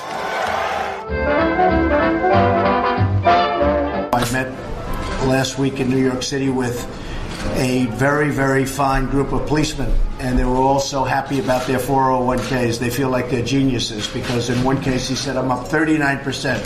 He said, "My 401k is up 39%. It's so good." And I love the policemen. I love the firemen. They're great. Right? And they're always coming up and saying, "Sir, thank you very much. My 401k is up 41%. My wife thinks I'm a genius." The first one came up to me and said, "Mr. President, I want to thank you so much." I said, "What did I do?" He said, "My 401k is up 44%. And my wife thinks I'm, for the first time, a financial genius. She's giving him all the credit." And he said, "Sir, I want to thank you. You've made me a hero to my wife and to my family. I've always been a horrible investor. But this year, my 401k, think of it, is up like 46%, I think he said." People, they come to me all the time and they say, "Thank you so much. I'm up 42%, I'm up 48%, I'm up 37%. And my wife or my husband thinks I'm a total genius as an investor." And one policeman comes up, good-looking guy, says, "You know, my wife always thought I was a financial loser. And I have a 401k. And, sir, I'm up 49% this year. She thinks I'm a business genius." So, lies. All lies. All lies. I got to tell you, I am a certified non-financial genius, and I thank you, Mr. Trump. My future wife's 401k is up 50%. Woohoo! There you go. My goodness, that's pretty funny. Hey, tell me about this. Tell me about these, because we're getting towards the end here. What is up with these these buildings exploding, gas explosions, which is not an easy thing to happen. One clip. I do have one clip, but before I want to put one more entry into the ISO contest, which is floodwaters. Okay. Floodwaters are rising. Okay, I like the corn better. I think that's better. The corn is better. You're right. Corn is better. That's why I wanted to check it. Mm-hmm. Yes, let's play this clip. These gas explosions, mostly over Massachusetts, and there's a piece of information in here I didn't know. We knew there was a buildup of gas pressure in the pipes here that caused the explosions and fires. The NTSB now saying that problem was detected beforehand at a monitoring station in Columbus, Ohio. Investigators looking into how the local gas company here responded to what sounds like a warning of a potential problem, as residents here continue dealing with this disaster. It was the only house in the entire neighborhood that exploded and burned. And it belongs to Officer Ivan Soto of the Lawrence Police, who was eerily at the center of the tragic events that unfolded all over the Boston suburbs this week. It's surreal. It's, to me, it's not even real. I feel like this is Johnny Depp. A dream. On duty when the gas fires erupted, he was amongst the first to respond to calls for help. He was there with Leo Rondon, the teenager crushed to death in his car by a fallen chimney. We tried to take the chimney off. We tried everything we could. And while helping others, the tragedy engulfed his own family, his daughter in their house when the fires started. I called her just in time. She felt the first explosion. She got out, ran across the street. Neighbors consoled her. Today, he returned for the first time. So you're trying to save a life. You're worried about your daughter. And this is happening to your home all at the same time. That's correct. Now, they turned this story, which seems kind of interesting or should be, into a human interest story about some guy. Now, they don't do any of this. Why does Columbus, Ohio control the gas going into Massachusetts? And there are things called regulators on these systems and relief valves. Yeah. These things weren't employed. What is going on? This story, this looks like terrorism to me. That's what I thought. And it's like happening all, like a bunch of places all at once in the same areas. All their gas pressures went way up for some reason. Somebody online said it might be Stuxnet being aimed at us. Are these regulators in the home? Are they controllable? No. The main guys, and before they send gas out, they're not just sending it at any old random pressure. Mm-hmm. Right, the regulators in the home that I know of. I mean, you have a gas meter. I suppose that's some sort of a regulator. It's not going to let things. I mean, the whole thing is very sketchy, and there's nobody talking about it. I was thinking this. Everybody around here thinks the same thing with these fires. 1 million fires in California everywhere, just bang, bang, bang, just random all over the place without lightning storms or anything causing them. These are all just dry fires. And it looks like terrorism, but nobody wants to even bring the T word into the conversation. But at least our 401ks are up 39%. They are. 50% for New York. I got a clip. I got the same kind of human interest story. What's going on? Really, seriously, what's going on? Nobody knows. Nobody knows what's next, including Bob Elbrecht as he sits on the steps of his North Andover home for the last 10 years. Columbia Gas and National Grid came by Friday afternoon to turn everything off. But when will it come back on? He has no idea. You're kind of limbo. So is it tomorrow? Is it 5 days? Is it a week? So we have no idea. His neighborhood is quiet, a stark contrast from downtown North Andover when a Columbia Gas representative came to town this morning. And that it's a little bit of a concern. Can you speak to that? They'll explain all that to you when they come up. You guys are kind of like deflecting every question. Answer questions if they might have, or take their questions, and we'll have someone get back. When is it going to come back? Who's going to answer those questions? We need to leave. Elbrecht understands his neighbor's outrage at the gas company and says it's justified. I mean, it's shameful. They really should be ashamed. Somebody needs to be held accountable. People died in this. People have lost their homes. People are being displaced and are still displaced. I'm fortunate, but it's horrific. Now, did I read somewhere that there's a gas union workers issue going on? I haven't heard that. Yeah, we may have to look in. I thought there was somewhere I read about some union lockout or something was happening. I don't want to blame it on union workers per se, but I mean, something's amiss with the reporting on this. It's not easy for a house just to blow up from gas. I tell you, I mean, it's not easy. Out of the blue. No, 23, 24 of them. How many have blown up? Yeah, a bunch of them blew up. We're caught on fire, at least. Oh, man, can't they just find a way to blame Trump? Then at least we can have a story. Well, I'm surprised they haven't blamed Trump already. Let me see what people are saying. Yes, according to the... okay, I'm just looking at the troll room here for a second. Looks like, there may be a contract dispute. Pretty hardcore, though, if that's the level we're going to for contract. In the olden days, dispute. It wouldn't be. Well, how olden days are we talking? 30s. Okay. Well. All right, well, let's move to... Would you let that sit because we don't know Yeah, anything. we don't know. We just don't know. No. Let's go to you got to at least get Manafort out of the way. Now, I read everywhere because I'm on remote here. I'm in a different country. And so they're going to feed you the real good propaganda. Yes. Manafort has flipped. Trump is going down. Film at 11. He's flipped. He's flipped. He's going to help Mueller. Flip.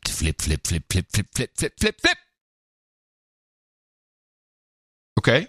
We have a clip? All right, let's play the first clip. Clip. Paul Manafort, the president's former campaign chairman, has accepted a plea deal.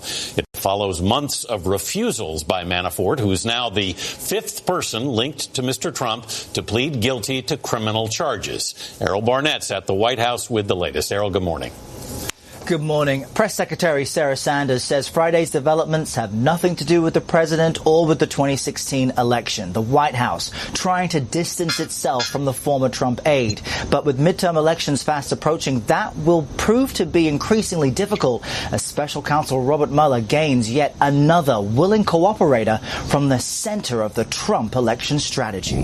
He happens to be a very good person, and I think it's very sad what they've done to Paul Manafort. Over the last few months, President Trump repeatedly defended the character of the man chosen to chair his election efforts, while lamenting the existence of the special counsel probe.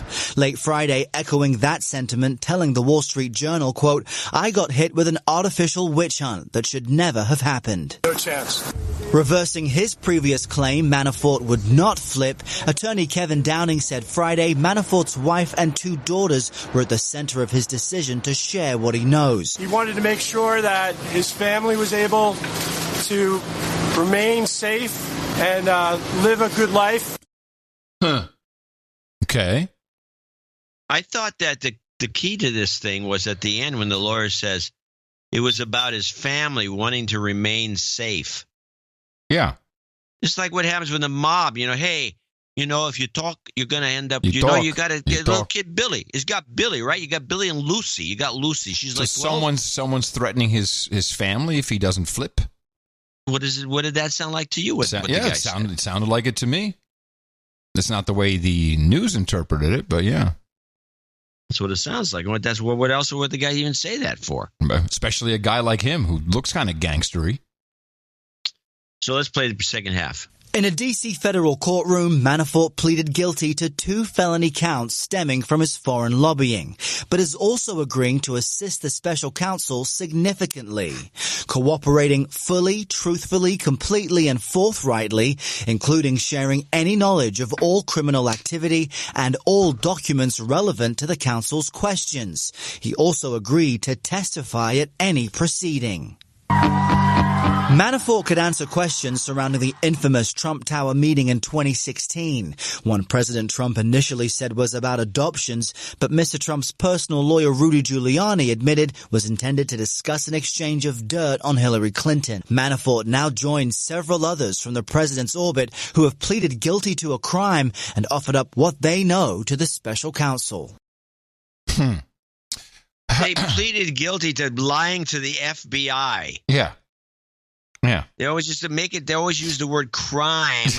It is a crime. So is actually letting your parking meter run out. That's a crime. You're violating the law. Yep. Well, he committed a crime last week in the city. Like Martha Stewart. Right before everybody. Like Martha Stewart. She went to jail for it. Yeah, she went to jail for lying to the FBI. Yes. Well, with matters of this, this is a little above our pay grade, which, let's face it, when you're a podcaster, a lot is above your pay grade.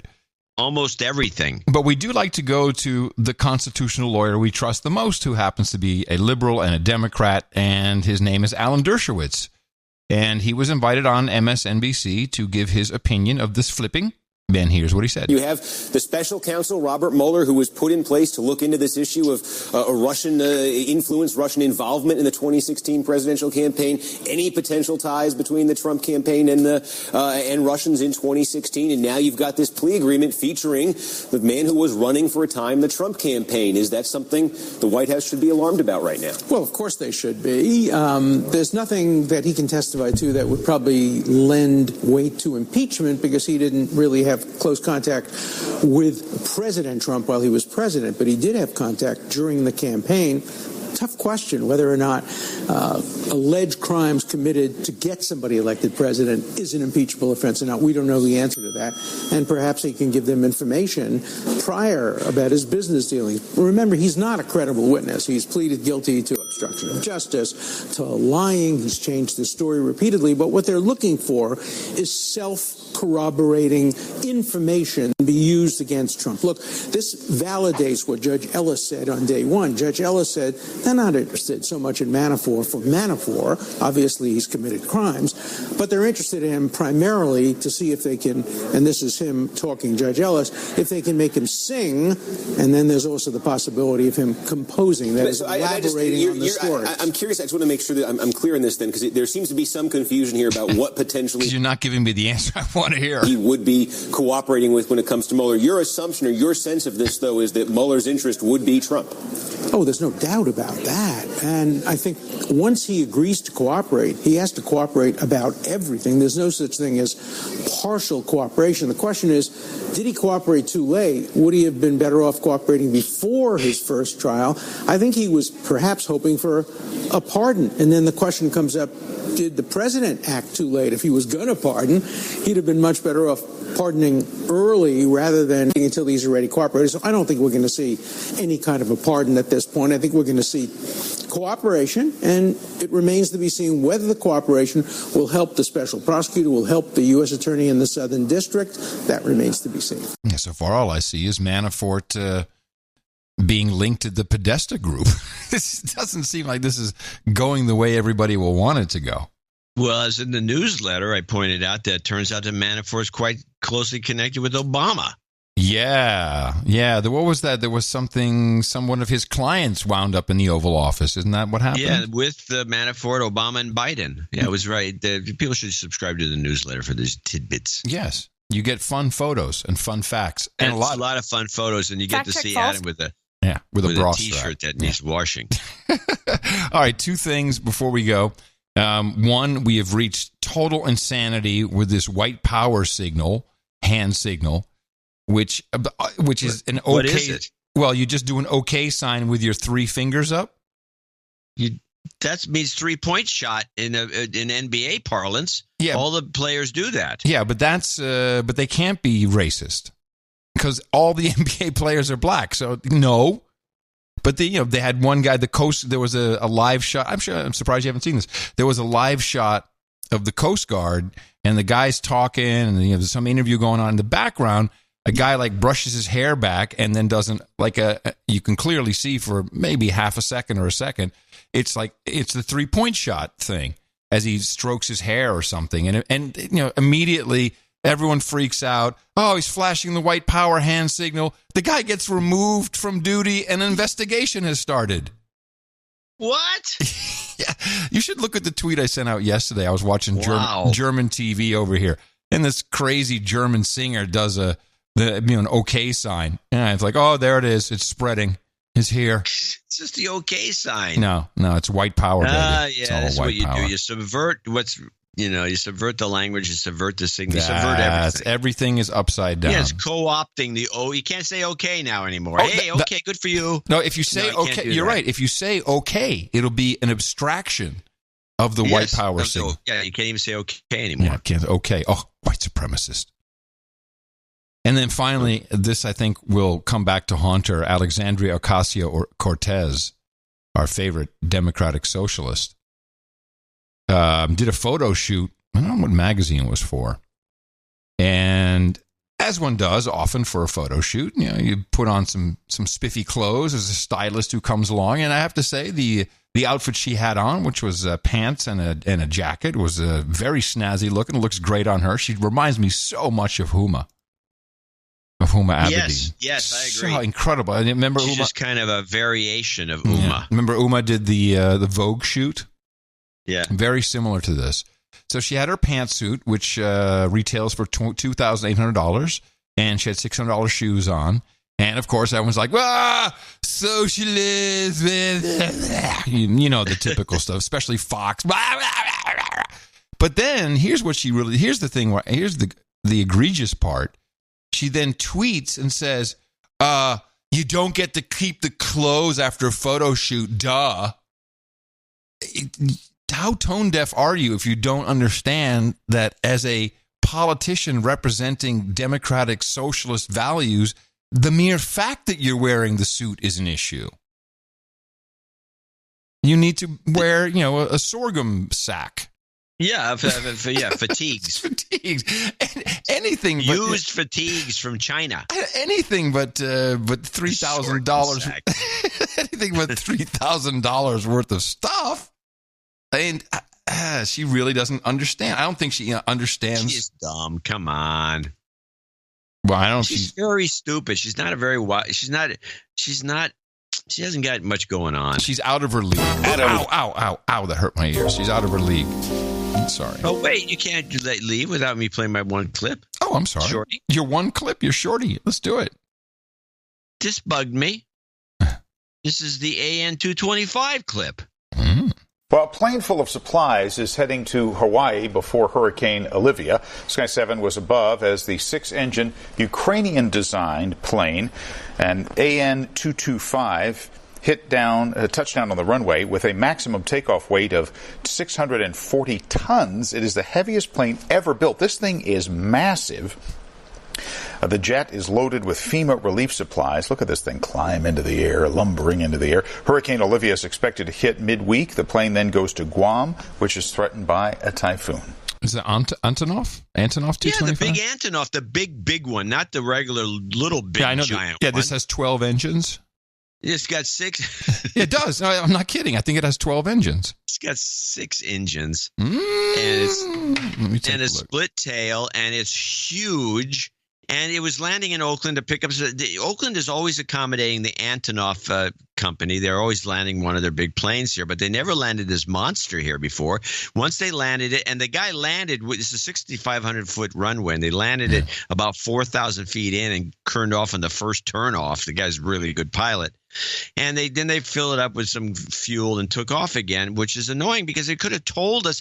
The foamers would be loving to see this thing come in. Yeah, they could have given us a heads up.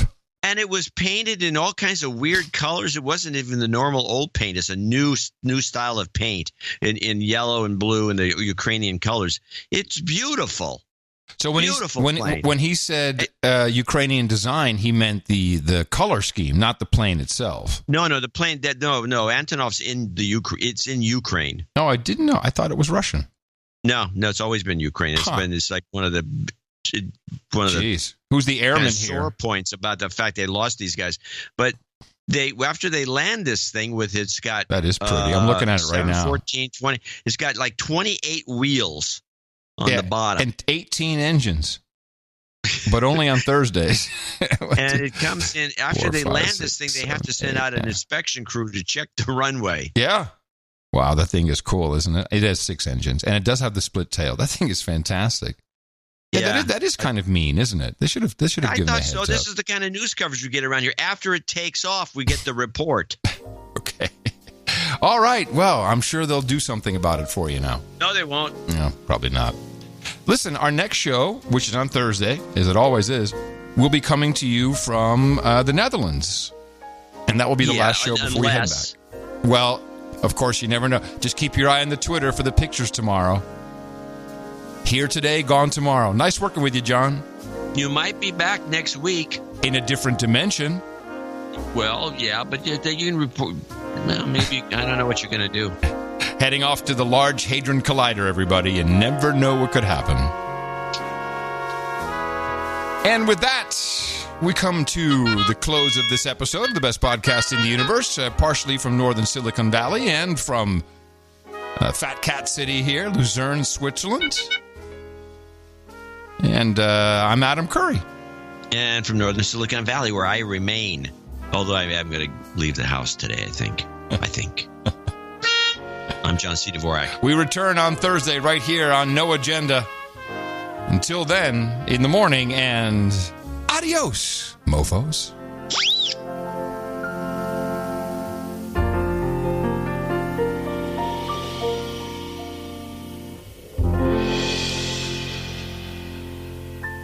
Donate to a No Agenda. They give ushers week after week. Donate to a No Agenda. It's a show that's really unique. Donate to a No Agenda. Listen to John and Adam speak. Donate to a No Agenda. Science is turning into a clique. They have their own agenda. Is San Francisco better off covered in hypodermic needles and human waste? I like space exploration, Space Force. Yep, this is it. If not, tell us why and be specific. This is about getting rid of a common sense of truth. Collusion. And their agenda is not your agenda. Collusion. To serve a tiny pool of tech oligarchs. Everything is conspiring together. Collusion. Why do we need the Space Force? If not, tell us why and be specific. Yep, this is it. Handful of tech monopolies. Space Force.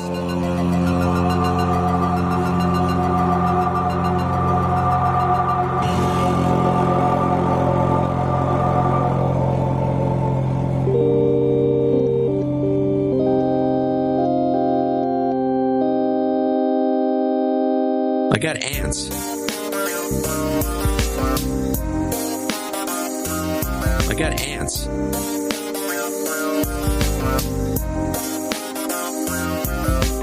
I don't know if we had ants. We had ant invasion. I was thinking if you desiccated a big pile of ants and then ground them to a powder like a fine grind of black pepper, we were having dinner and I got an ant somehow in the meal and I ate it. These things are peppery. I got ants.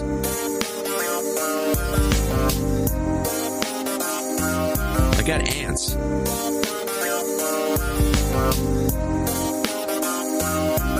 These ants, they don't need a lot. And then you find all the ones that are roaming around. I backed them off by doing the burning trick. You just torch them. And you leave them there. There are occasional moments where there's an ant that you do not torch, and that's an ant that's carrying one of the dead ants back. I got ants. I got ants.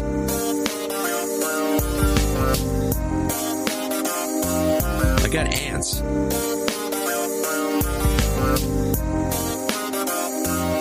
I got ants. Ants. Ants. Ants.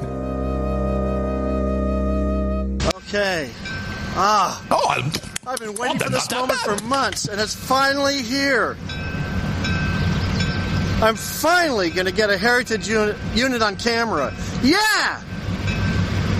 All right. Look at that. A 1953 E8. Woo-hoo! Oh, yeah. Listen to that bell. Yeah, listen to that bell. Oh, take a look at that. Oh, my God. Woo! Listen to that horn. Oh, my God. Oh, she's beautiful. She is beautiful. Yeah. All right. Oh, my. Oh, no, it's a BL2, too. Oh, the SNC 52. Oh, my God. Oh, we're going to watch this. Oh, this is special. This is special. Oh, that horn gives me the chills. Oh, and the chills have absolutely nothing to do with how cold it is here. But that doesn't stop a foamer. Oh, especially when it comes to heritage equipment. Oh, this is fantastic. Oh my goodness. Look at that. Blue and gray. Oh, coupled to the Iowa Pacific. Number 518. Woo-hoo! Ah-ha! Woo! Listen to that horn. Oh, that's fantastic. Oh, my gosh. Look at that. All right. Oh. Yeah, I wonder who T.C. Durant is. Oh, well. This is just awesome. I've been waiting for this for months. Look at that. Illinois Central livery. Right here in North Creek. That is awesome. The best podcast in the universe. Mofo. Dvorak.org/NA. What do you mean corn seed? They're trying to steal our corn seed?